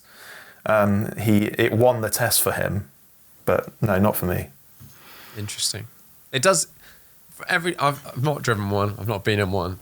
Everything that I can hear is sort of like it's intense. When you want it, when you're like on it, it's intense. Yeah. And I guess for different people that weighs different ways. Like, is it too much? Is it actually just unbelievable for like 30 minutes, and then you're like, thanks very much. I'll go and get in something else. Yeah. But for the trouble for me with that car and cars of its ilk. It's that particularly when you're driving on the road, and this is the key point, if you have to be absolutely on it for them to be at their best, and the rest of the time they're just a bit noisy, a bit annoying, a bit uncomfortable, I'm not interested. I'm not interested if I have to drive at 9 or 10 tenths, because I don't want to drive that fast on the road with 500 horsepower, with 700 horsepower, with Cup 2 tyres that've got phenomenal grip, because you're going so fast. If you string a few corners together, second, third, fourth gear in one of these cars, you're through 100 miles an hour in no time. And if you get caught or if you go off, it's a disaster. It is a disaster.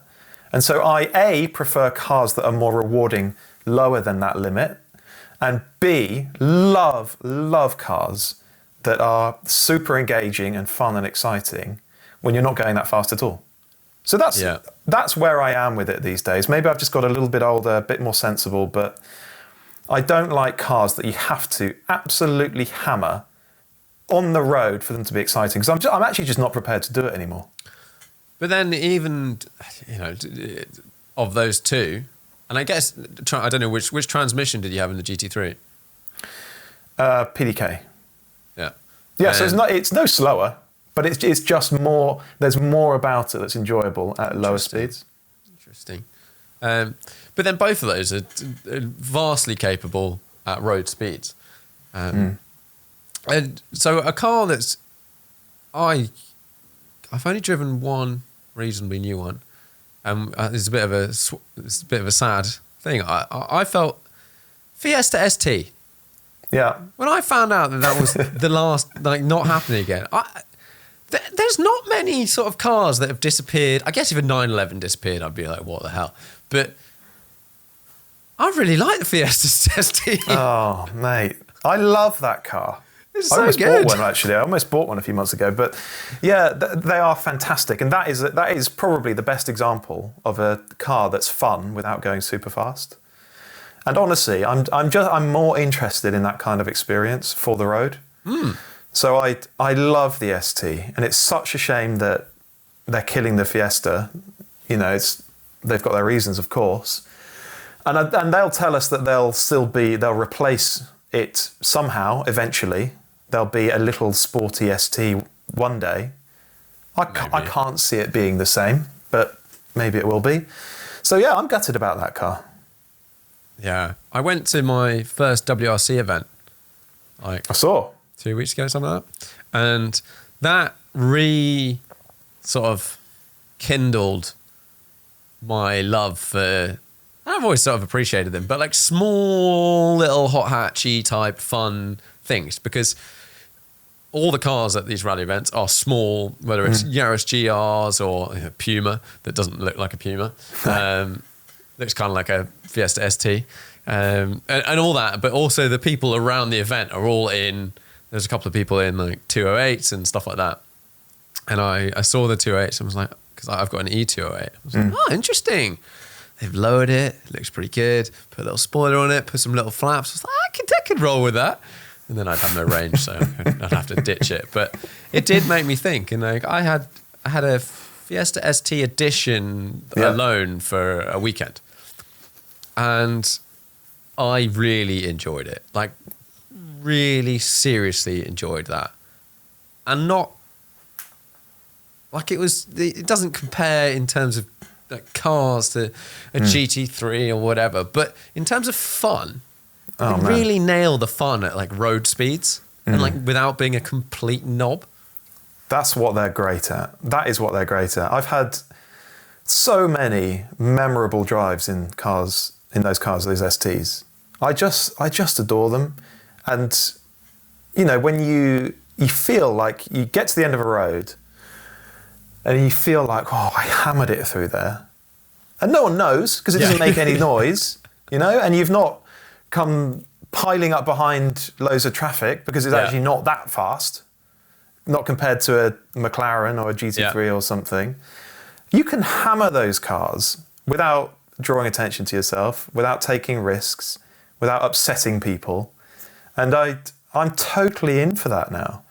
You know, increasingly, I feel like I want to be somewhere fairly remote, away from other people, if I'm going to drive a very, very fast car quickly on the road. You know, if I feel like people are watching, and especially in a very noisy car like a GT4RS, I just feel like a knob these days. I just feel like a knob. I just feel like I'm annoying people, or, you know, someone's going to call the police or something. So I pick my moments in those cars. I pick my moments. It's really tricky to do, and like something like a 765 LT, unbelievably fast and capable. Yeah. And so to feel like you've exercised a car like that, you've taken risks. You know? Oh yeah. You really have. And I'm increasingly unprepared to do that. I will, because it's my job, and actually it's bloody exciting when you do. But you have to pick your moments. You have to pick your moments, and those are few and far between. Even when you get up into the hills in Wales, you still have to be careful. Yeah, and like you just can't explore the limits in these cars like you would on a track on a road. You can't commit to that level because if you do, you're an idiot. I don't know. It's a matter of time, isn't it, before you have a big stack, I think. Yeah. Or lose your license or whatever. But that's probably slightly less likely than randomly having a cow in the way. Well, exactly. And the natural extension of all this is, so which way are we going? Well, we're going electric, and that means more weight, and it means much more power, because that's basically the only trick they have. Give it loads and loads of power. Yeah. Okay, they're quiet, so that's a good thing. No one's going to necessarily know if you've just deployed 1,000 horsepower up the hill behind their house. You might not know, though. Well, yeah. So, I don't know. doesn't fill me with there's confidence. There's a fun EV fact of the week.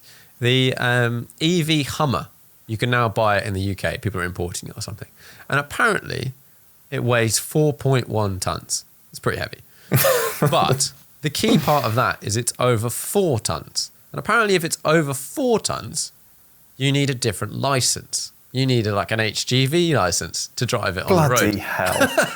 This is a Hummer, and you literally need a different license to drive it. Another fact about it is because it's an American car. If you've imported one, it only comes with a certain type of charger. You can't use any high-speed chargers. You can't use CCS with it. So you can only charge at like 7 kilowatt hours. And it's got a huge battery. Yeah. So it's going to take days. I think it's going to take a day on a fast home plug-in. Or if you use a 3-pin, it's literally going to take like 3 days and probably melt your house. I had a Genesis GV60 here a little while ago at my house. Okay. And I don't have a charge point here at the moment. And so I plugged it in just through a 3-pin. Granny charged it. And something wasn't right, either a setting on the charger or a setting on the car. And I didn't fit. I leafed through the manual and got online, tried to figure it out, and I didn't manage to. And this was on a Monday. And I plugged it in and it said it will be charged by Friday. It was charging at 1.3 kilowatts. It was ridiculous. So there was something not right about it, but yeah. How are you finding I think you posted about it the other day, but you're enjoying your E208, aren't you, for looking around town and stuff? And my lease is coming up in April. So I'm looking for the replacement. And do I buy something? Do I lease something again? My initial idea with the lease was, let's just see how this stuff goes. I think by the time my lease will be up, there'll be more cars on the market. I'll have learnt a bit about EVs. Maybe the charging will have changed, et cetera, et cetera, et cetera. Now I can charge at home with a 7 kilowatt charger. And I really like the car. It's like a small... It mainly gets used for short journeys and around town. It's not like dynamic driving or anything like that. Yeah. And for that, it's brilliant. The ride is really good. It's small. The interior is actually really nice. And it does everything. It just does everything that we sort of need it to. Range, not great. I think I probably did get 150, 160 miles.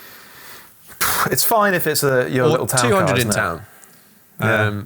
And I've got really good at learning like where I am, and it cannot predict its range correctly. That is something the Peugeot cannot do. You get in a Porsche or whatever, the number they give you may not be a number you like, but it is pretty much what you're going to get in those conditions. The Genesis and the Hyundai, the Kia, they're sister cars. They use the same tech. They're the same. They'll show you 190 miles, 200 miles on a full battery, which isn't what the advertising, the brochure says, but you will get it. Yeah. If you drive reasonably sensibly, you will get that. So that's what you need, isn't it? You just need a reliable range readout. And I do it the sort of back way of, I know how big the battery is. I know what percentage of battery, half, quarter, whatever. And I know the efficiency that I can drive at in different conditions. Like around town, 4 to 5 miles per kilowatt hour. And on the motorway, about 3.8. About that. So I know if I'm on the motorway and I drive at 70 or 60 or whatever, I can get 80 miles on half, et cetera, et cetera. But I don't really know 100%. That's right. You start doing the calculation yourself, don't you? Yeah. I don't know what I'm going to replace it with. That's the question. I would like to have a small EV because I quite like having an EV in town and like no emissions and charge at home, and there's some benefits of like it always being full if you want to be pre-charging, whatever. All that stuff's quite nice. But then I saw that, like you see like, okay, Fiesta ST is disappearing. I'm like, I quite enjoyed driving a Fiesta ST. Maybe something like that. And like, whatever. They're tiny. They get pretty good fuel economy anyway. Yeah. Like an up GTI. Something that's small, but a lot of fun and light. I don't know. I test drove a couple of Fiesta STs, and for a moment, it's funny, isn't it? When you're thinking about your next car, you'll spend an evening reading up about them or looking at the classifieds, and you go to bed convinced that's going to be your next car. And then you wake up and think, what was I thinking? I got to that point with the Up GTI because they're silly, fun little things. And I'd like to have one, but it actually wouldn't suit the driving that I do. I do a lot of motorway driving, which is why I end up with a Golf GTI, which is a much better, more sensible option for me. But I definitely, for at least an evening, I thought, an Up GTI, that's what I need. I love those little cars. And, if I lived in the middle of a big city particularly, and I had space and I had a few cars, I'd want a little EV. I'd want one because they are the best cars for just zipping around town in. And particularly... no congestion charge, parking's free, all that sort of stuff's useful. There really is sort of purpose there and utility. For me right now, I don't particularly have any use for a little electric car, nor do I have anywhere to charge it, nor do I have space on the driveway. You've got to have that. And like you, probably like me, I don't know whether you, so much so now, most of my drives are either really long down a motorway with a 20 minutes at the other end to go and drive something else or visit someone or whatever, or they're really short. So same. With the EV, I started to get like size creep of what I was considering. I'd see like a Model 3 and be like, well, actually, Model 3, I could take it on longer journeys. And then I'm like, but you've actually got a car that you can do that in. It's like the family car, my E63, like fits all the stuff. Doesn't get great fuel economy, but it's actually not that bad. So unless you're replacing that car, you need to do small EV that will fit your stuff in, and then comfy big car for long journeys. Yeah. But it's very easy to get tempted either way. And then you've got overlap between your cars, haven't you? And you think, what am I doing here? Yeah. So what are the other small EVs? What else is out there? So the same, that same car spawns the Corsa. Corsa, yeah. Actually, the E208 is getting a facelift. There's a new E308 coming out. And the E208 is getting the motors from the 308 and the battery from the 308. So it's getting a slightly bigger battery and slightly more efficiency, whatever. So it's going to get, on paper, 250 miles of range rather than 220. So 10% more or something, which actually would be another 10 miles probably for me, 10, 15 miles or something. Otherwise, like in terms of small cars, there's the Fiat 500. Honda E. Both of those just have no range though. Yeah, it's true. They're like 100 miles, 150 miles, which in real world is going to be 90. Which not enough, is it?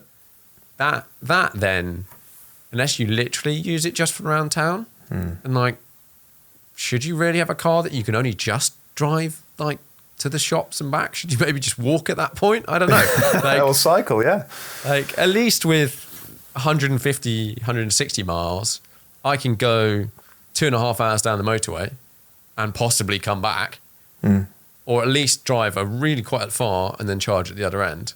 So you can take it to stuff if you want to.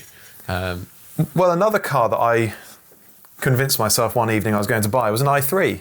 I really like the i3. I think they're fun. Got a little range extender. Yeah, but that was a cool car. They are cool, and the i3S is a fun little thing to drive. But it's not even close to making sense for me. For the driving that I do, for work, it doesn't make sense for me. Well, and if I've got to, and it'll be my only car, so it's not even close to making sense for me. I'd like one, but at the moment, I'm so far off. Yeah, one of those being the right car. I did think about small hybrid cars. Yeah. So whatever it is, Mercedes, Audi, blah, blah, blah, blah, blah. And that, I thought, you know what? With like modern hybrids, they get maybe 30, maybe 50 miles of range. Most of the time would be under EV. So actually city stuff would work. And then if you want to do a long motorway journey, occasionally people borrow my car, which comes with quite a long list of apps you need to download and like pamphlets and like you know, maybe just don't bother. But the problem with those, I think they are a very good solution, but you lose a lot of boot space. And when you've got a small car, even a big car, so even you look at like any of the big stuff that's got a hybrid, whether it's like a Range Rover or anything, you lose such a chunk of the boot. And like, if you've got a big car, you generally fill it. And then if you lose half that space, like... That's just no good for you then, is it? It's not that good. It's so funny. Yeah, I like the idea of plug-in hybrid because, you know, as you say, just being able to do your local journeys on electricity and not spewing anything out the exhaust pipes in town, that makes a lot of sense to me. It really does. But yeah, you're right about the boot space. And also, they're expensive, these cars. They are expensive. And if it's going to be your only car, and I only have one car, that's just not what I want. You know? I want something that's going to be fun, it's going to be usable, it's going to be comfortable.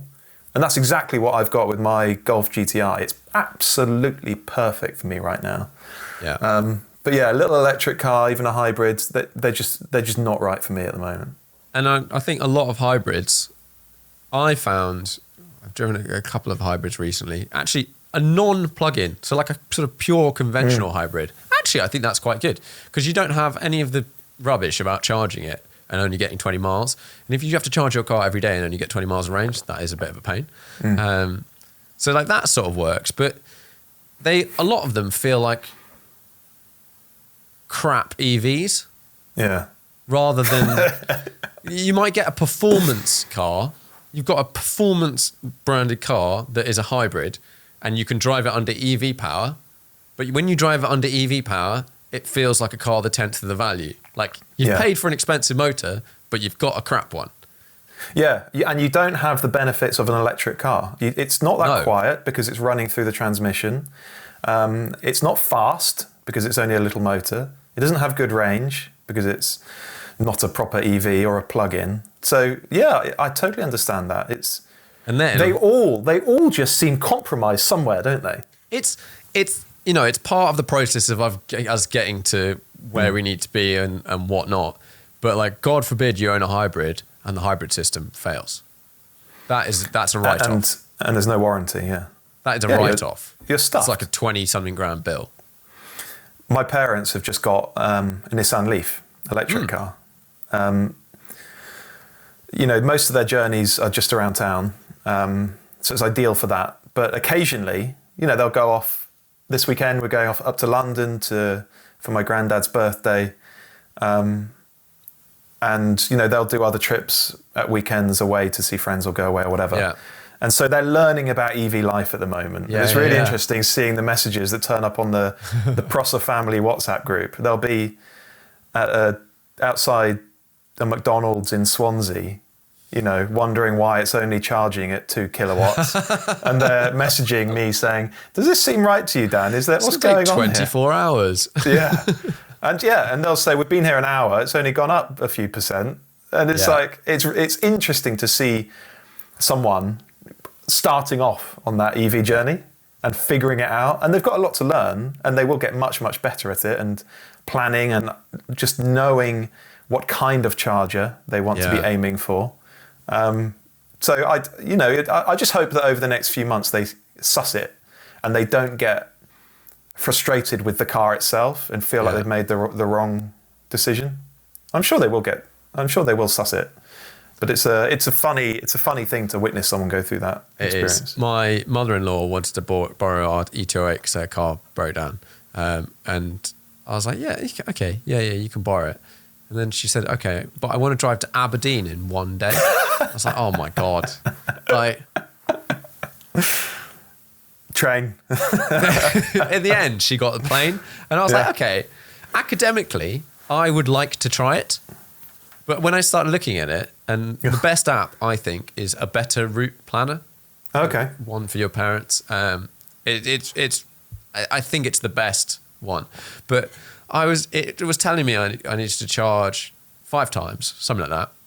The actual charging time overall is not insane. It's like an hour or something in total. Yeah. Yeah. You're just stopping for 15 minutes here and there, which if you're driving for 10 hours, stopping every 2 hours for 15, 20 minutes is actually quite nice. I'd want to do that anyway. Yeah, but it was 5 different companies of charger. And I started trying to explain this to her. I was like, so if you want to do this well, you need to download all of the apps for all the things you need. You might be able to pay on a card, but you might not. And if you don't, you need to register now. Like, do it all at home. Register, get the app, the Tesla one, whatever. And then you're like, okay, no.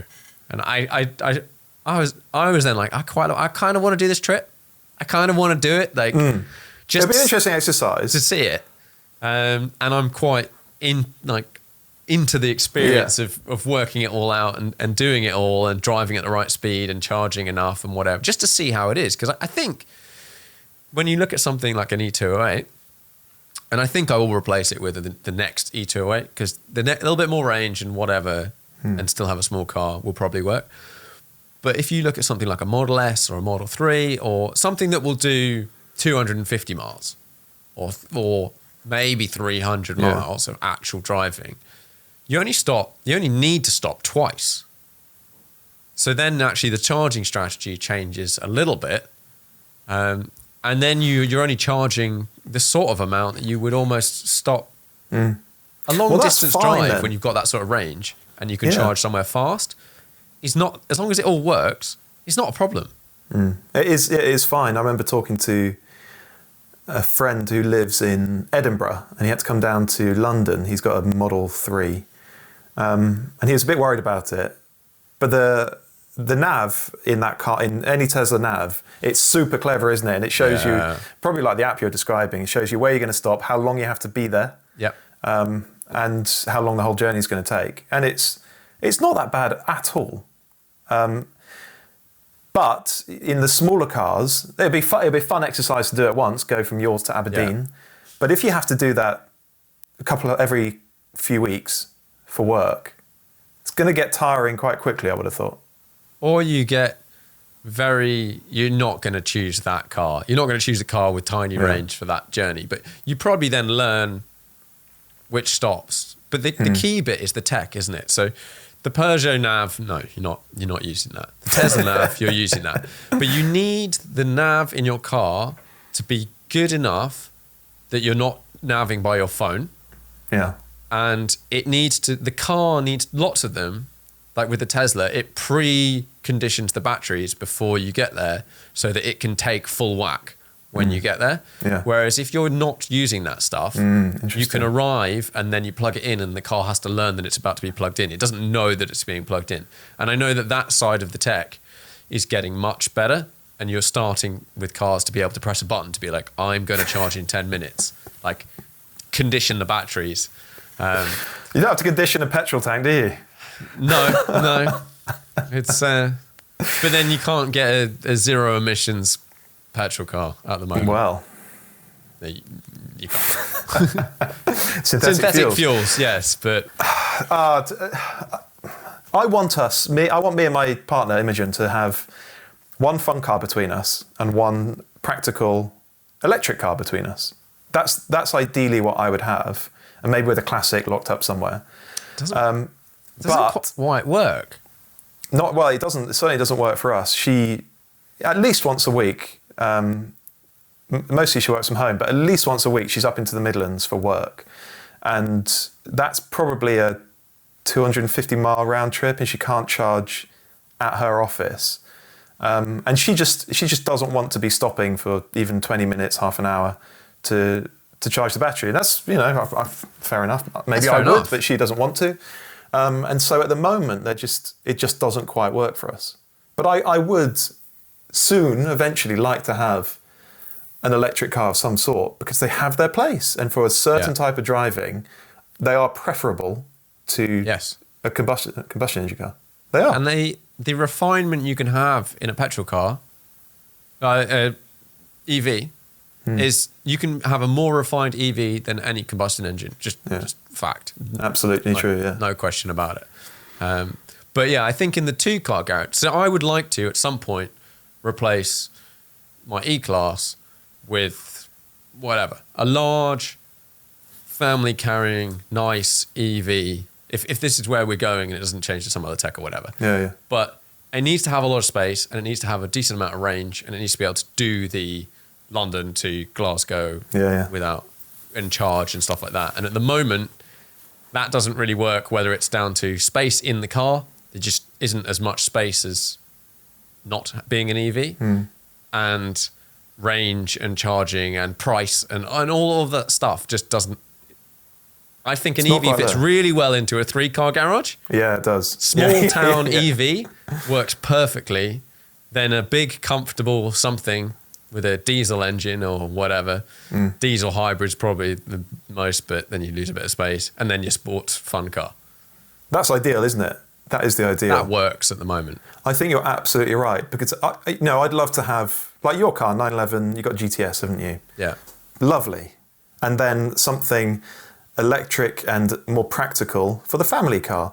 Yeah. But therefore, it would have to be the family car that we take down to Cornwall for a weekend away. Exactly. And as you know, lots of electric cars are just going to be a total pain for that. Yeah. A total pain. So yeah, you're right. For me, 2-car garage, it's not quite there yet. But maybe as the tech evolves and particularly the charge infrastructure improves, maybe it does get there soon, I don't know. Yeah. I think this is what I'm sort of waiting for is like next gen. Yeah. And I don't think we'll necessarily see next gen. Like, I think what we'll see is like 8 iterations of the same car. We will, but like we're getting these tiny improvements from each year, aren't we? version 1 to 8. Yeah, from version 1 to 8, it's a step. It's a step change. Like with something like the Model S. Yeah. It hasn't actually changed, but it has. It's had a lot interior change, but the tech and stuff in it has changed a lot. Like a friend of mine has a Taycan, and he was saying since the software update recently that all of them got, it was on the new cars, but all the old ones get, he's like, I get 20 more miles of range. That's mega, isn't it? That's a lot. That's really cool. That makes a big difference. 200 to 220 now. It's like that's what you get. Like, that's awesome. That is awesome. But you're right. There isn't going to be a giant leap forward. It's going to be steady evolution. And over time, that adds up to a decent step forward. But for charging me, is the one. It's just not there yet. If I could charge, like me being at home, if everywhere I go has charging, then it removes a lot of the faff. And then maybe something like an ID Buzz, but like the next gen that has 300 miles on a smaller battery. That's what I want. Yeah, but it's not. But the range isn't there yet. Not yet. I think it's going to be a little while as well. You know, lithium-ion batteries, they're improving gradually every year, but they're not going to suddenly offer twice the range that they did the year before. It's just not going to happen. No. But if they do 5 to 10% a year every year, that's what they're doing. Yeah. After 5 years, that's a good chunk. It's more than 50%, but that's a huge difference. Yeah. And then you get actually, we can run a smaller battery, which is lighter, which then is more efficient, charges fast. Or you get the slow stuff, but it'll be a gradual evolution. And in 5 years, the charge network is unrecognizable. Yeah. You know, and if you know that somewhere on your route there's going to be a quick charger that works, it's a totally different game. Yeah. If you can turn up, tap a card and it works. Yeah. And even the concept of how we fill up, I think will change very differently to petrol cars. Because the petrol cars, you have to stop at a petrol station and then you're stuck there. An EV, like on long journeys now, we've got a kid, we often stop at like a National Trust place, get a coffee or something, something like that. So actually, you might stop somewhere that's nowhere near anything, just a little cafe or a lunch spot, whatever, but you plug your car in the car park. And you don't mind being there for half an hour, do you? And you're there for 45 minutes, and actually that's way more than you need. We won't get fast chargers everywhere, though. We won't get like 50 plus kilowatt, 350 like kilowatt hour chargers everywhere because they're obscenely expensive, and that is an insane amount of power. That is insane. 350 is wild. Like, they won't be prevalent. But and we don't really need them either. You don't. No, you don't. I had a Kia EV6 recently, and I did an auto solo in it. You know, that's like as grassroots as motorsport gets. and it was wicked fun. But the night before, and I knew it was at Donington Park, and I had to get from Bristol up to there, so I knew the battery would be down to 30%, so I had to fill it up the night before, so I had plenty of range for the event itself. And I found a 150 kilowatt charger outside a McDonald's, and I plugged it in. Literally 25 minutes later, enough time to eat a filthy burger, it had all the charge that I needed. 150 is plenty. It's fast. Yeah. That is plenty. I can't see why we need 350, but I said that about 4G, why do we need that when 3G is fine? Well, I think if you're in a hurry, and it's also then, do you get 350? You might get 350 for, I think we'll see a big change. It seems like a lot of universities and stuff are running on the software of charging and the algorithms of how they get the power into the pack. And it sounds like actually one of the big things we might step change over the next couple of years is a real sort of breakthrough in how they charge the battery. So it's still a 150 kilowatt hour charger or 350 or 50 or whatever.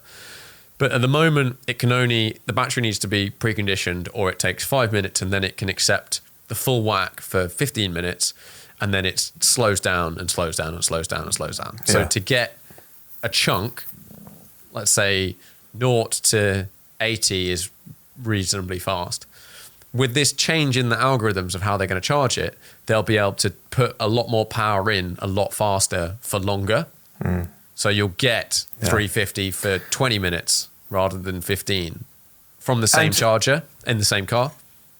You're just describing the sort of evolution of technology and engineering, aren't you? And it's just finding efficiencies and better ways of doing things. We're right at the start of that curve with EV, and as those lessons are learned and that evolution takes place, it might not be that we have this giant stride forward, but as clever people learn more about this stuff, it does steadily improve. If you do 1%, 2% a year improvement, 5%, let's just say 5%, and then you just keep doing it, and you keep doing 5%. That's realistic, I think. In like 10 years' time, you've done an insane amount. Like the thing you're looking at and still knocking away at is so different.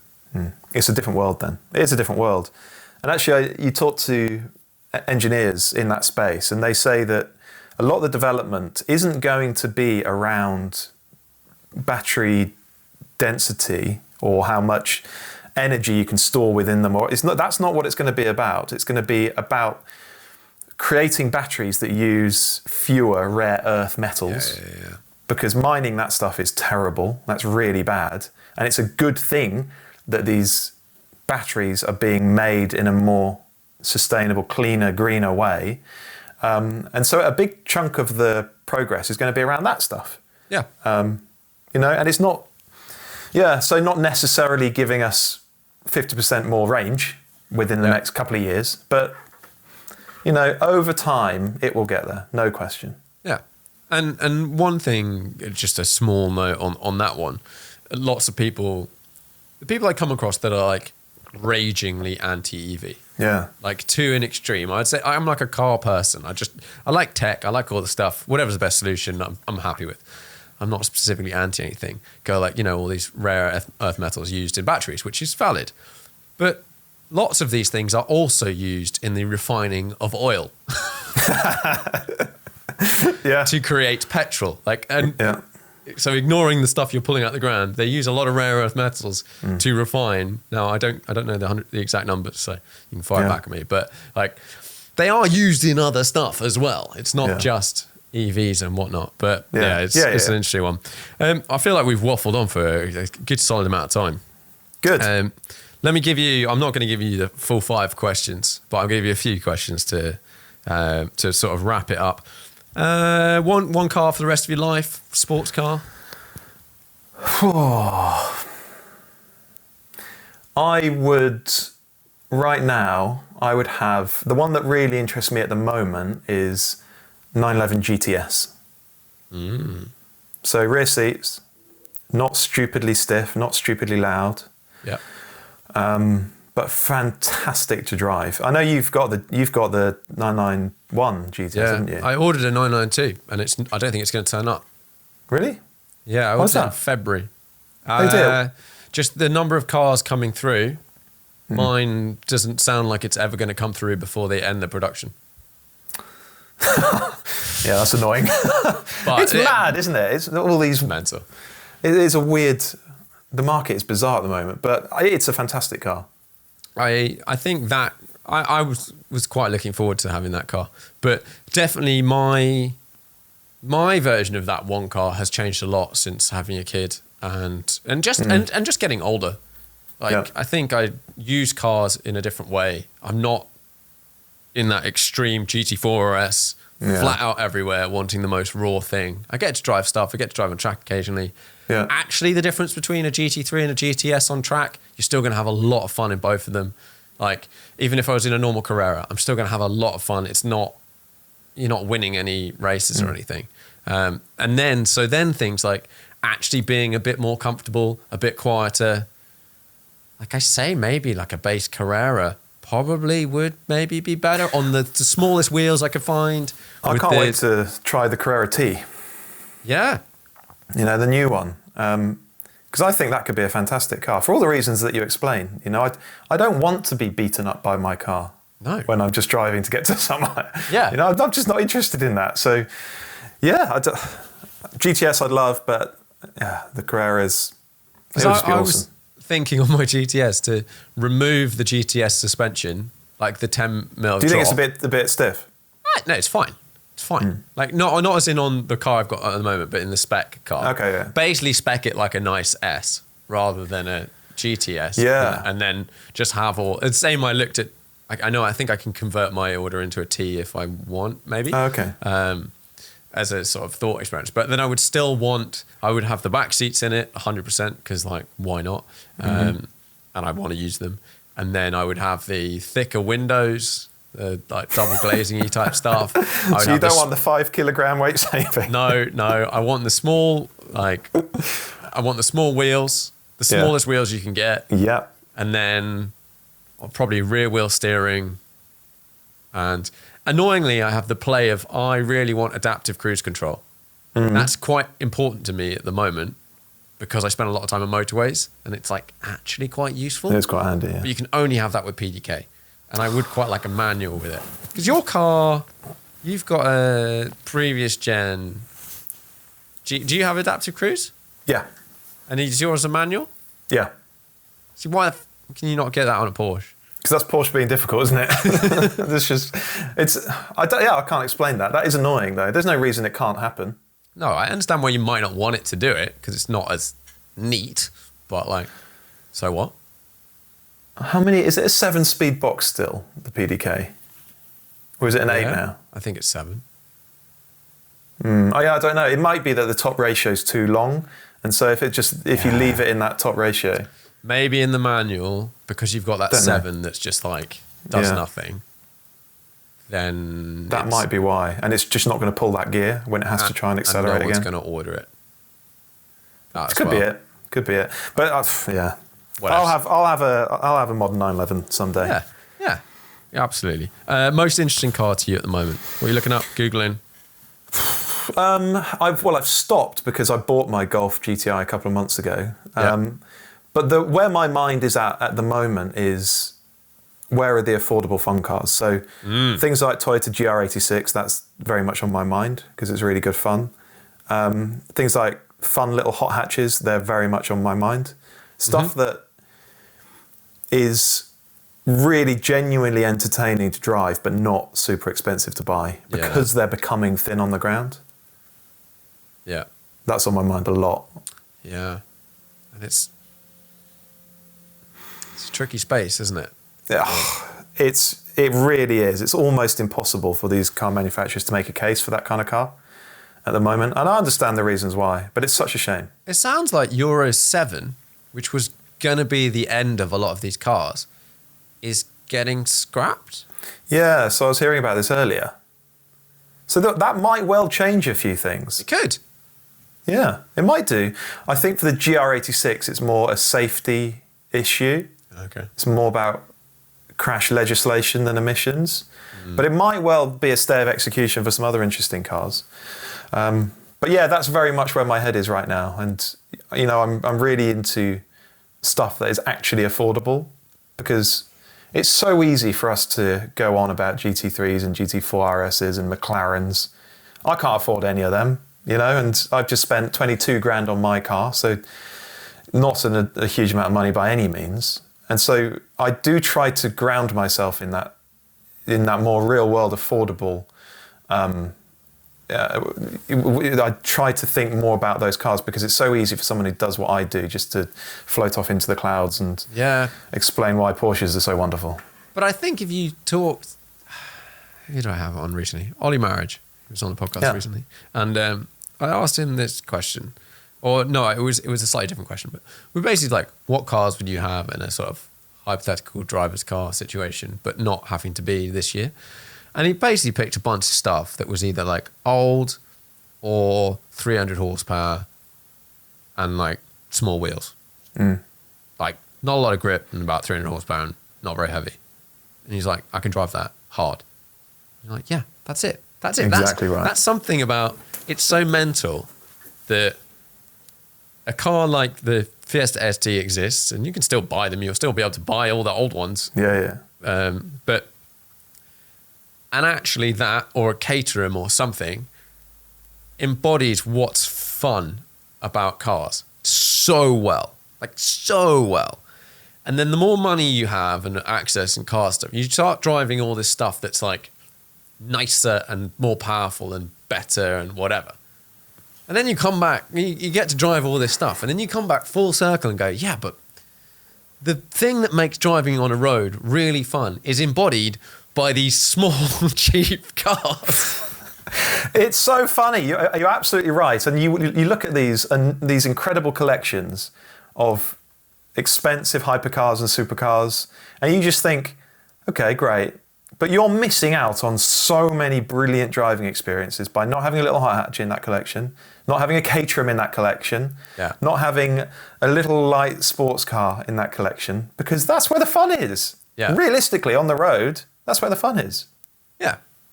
And I think a lot of people do. But it is I think it is so easy to get lost. Yeah.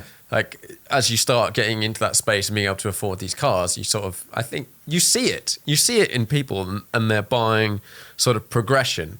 And I worry that some people never get to the end and the loop back, because for whatever reason, and they do this sort of up the chain, more expensive, faster, more bling, whatever. But then never get, whether it's enough time. I think people don't have time to drive these things. They don't have the experience to drive them on track or whatever. And like, I really, like now, I've had some mental cars. And I really do look at like the GTS at the moment and go, yeah, but would a Carrera be better? Like, do you? Maybe. Like, will I buy a Carrera? I don't know. For how you actually use it. Yeah, how well, it may well be. Use it. Yeah, rather than this fantasy that you might have of how you would use it. But also, you know, older cars tie into this. Older the smaller, cars. Lighter, less grip, more interactive to drive. Yeah. And yeah, I see so many collections of incredible modern hypercars that all do the same thing. And what is it that these people are chasing? Do they just want to be on the list, the privileged list? Do they want just more power because that's how they get their kicks, just from squirting for a few seconds in a straight line? I don't know. I think each person, when you look at all of these situations, they're all different. Yeah. So like you can't go a blanket rule about any hypercar collection or whatever.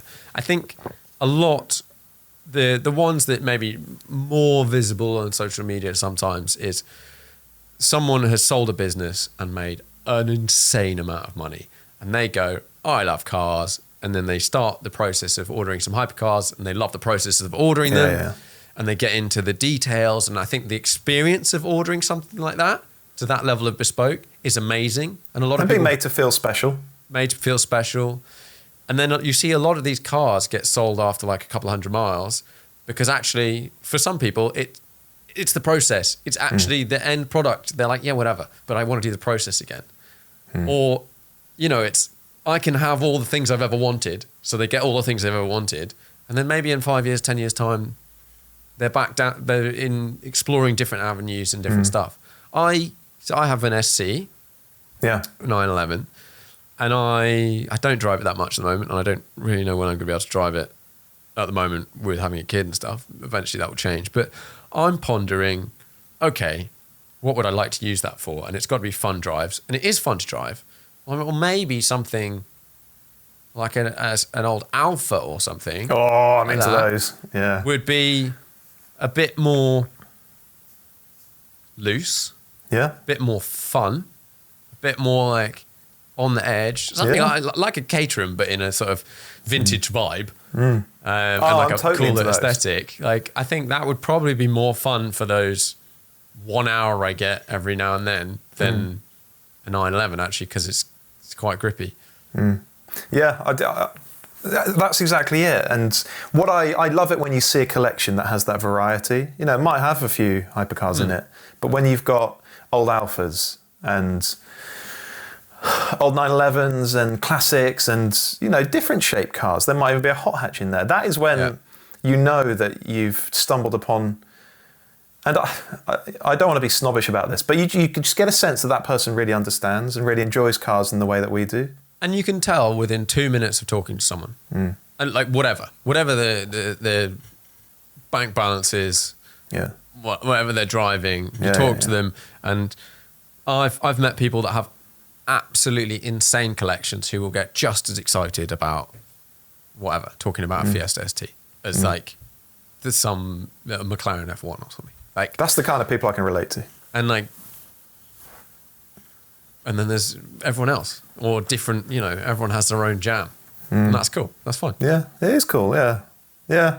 And I don't know, I do look at these collections of brand new hypercars and supercars and just think, I would never do that. Even if I won, what is the US lottery at the moment? It's up to $1.9 billion, isn't it? You don't get all of that, I know, but even if I won that... You get a lot. Yeah, you get a lot. I wouldn't build one of those collections. I might have one of those cars because it's an experience, but I would have a variety of stuff. I might even have just a small collection of cars that I really cared about. Having now been through a stage where at one point I owned like 6 cars, and I hate having more than one car. Like it's a pain in the arse. The heart bleeds. No. But like, I've experienced a little bit, because you could own 5 cars that cost 500 quid. That's not a price thing. Yeah, people do. The logistics of managing and running and having cars, like, do you have enough parking? Are they parked outside? Are they in a garage? Are they down the road? Like, when you get 50 cars, you have to employ someone to look after your cars, and they are every day doing a freaking MOT. Like, literally pretty much every once a week doing an MOT. Yeah, like, I can't be bothered with that stuff. I really, really can't. You know, and also you need somewhere just to put them. So that's a lock-up somewhere, isn't it, realistically, unless you happen to have loads of garaging at home. I think the experience of, let's say you've got some track cars, like I've got a race car, but it lives with a race team. So that actually, apart from the financial side of it, is zero effort to look after. So if you've got that sort of situation where you're going to go somewhere, your car's prepped and ready to go, or it's in a storage place that handles everything, then fine. But it is a bit of a headache having multiple cars and whatnot. And if you've got $1 billion, like, you're not buying cars for value, really. You might. If you've built a company and sold it for $1 billion, then you probably do have some appreciation. You will want to sort of buy things that are worth value. But at the end of the day, if your car goes up 50 quid or down 50 quid, it's not going to kill you, is it? No. So just having assets in cars is a bit of a headache. I don't know. I don't think I'd ever build a massive collection, because I'd only want a few cars that I really, really loved. That would be the important thing for me. I think if you gave me $1 billion, well, I can't. Was like, but like in a hypothetical world of whatever, I think I would have like 3 cars. Yeah. I would have like the thing I drove around town, the fun sports car, and the family car. Yeah. And they change gradually. And they would change whenever I felt like it. Because I've got $1 billion, it's not a case of like, oh, I've lost 50 grand on that car, whatever. I go, you know what? This week, this month, this 6 months, I want to have a Speciale. I'm going to buy a Speciale. Next month, I'm going to see if I can day drive an F1 GTR. I'm going to buy an F1 GTR. Whatever. Like, and just literally just use it. Yeah. Use the damn thing. Yeah. Use the damn thing. I'd feel guilty if I had cars that just sat around. Yeah. Yeah, that's where my head's at. 5-car garage. Final question. Oh, God, well, we've just said 3's right, haven't we? Yeah, but 5 gives you more scope. 5-car garage. Bloody hell. It's an impossible question. Okay, what bases do we need to cover off? I think probably I do want some kind of little electric car. Yep. If I had 5, I think I would want a little electric car because I find them useful for nipping around. So what is that? I don't know at the moment. I think an i3S would be fantastic, but it's old tech, so it's difficult to charge and doesn't have great range and so on. So something. I don't know. I don't know what it is. There's not a lot of options. I'm going to call it an i3S for now. Yeah. So that's my little city car. I want a comfortable car, a family car. It's possibly a Range Rover, but it might also be... Do I want a Range Rover? They're so comfy. I think I do. I think I do want a Range Rover. I want a Resto mod. And that's going to be... Today it's a Singer, but the classic turbo study. So the latest one that they've released. Turbocharged. Yeah. Yeah. And I want my... Do I want a supercar in there? Maybe an older one. I think I want a GT3 Touring, but the previous one. Okay. So that gives me my modern fast car kicks. Yeah.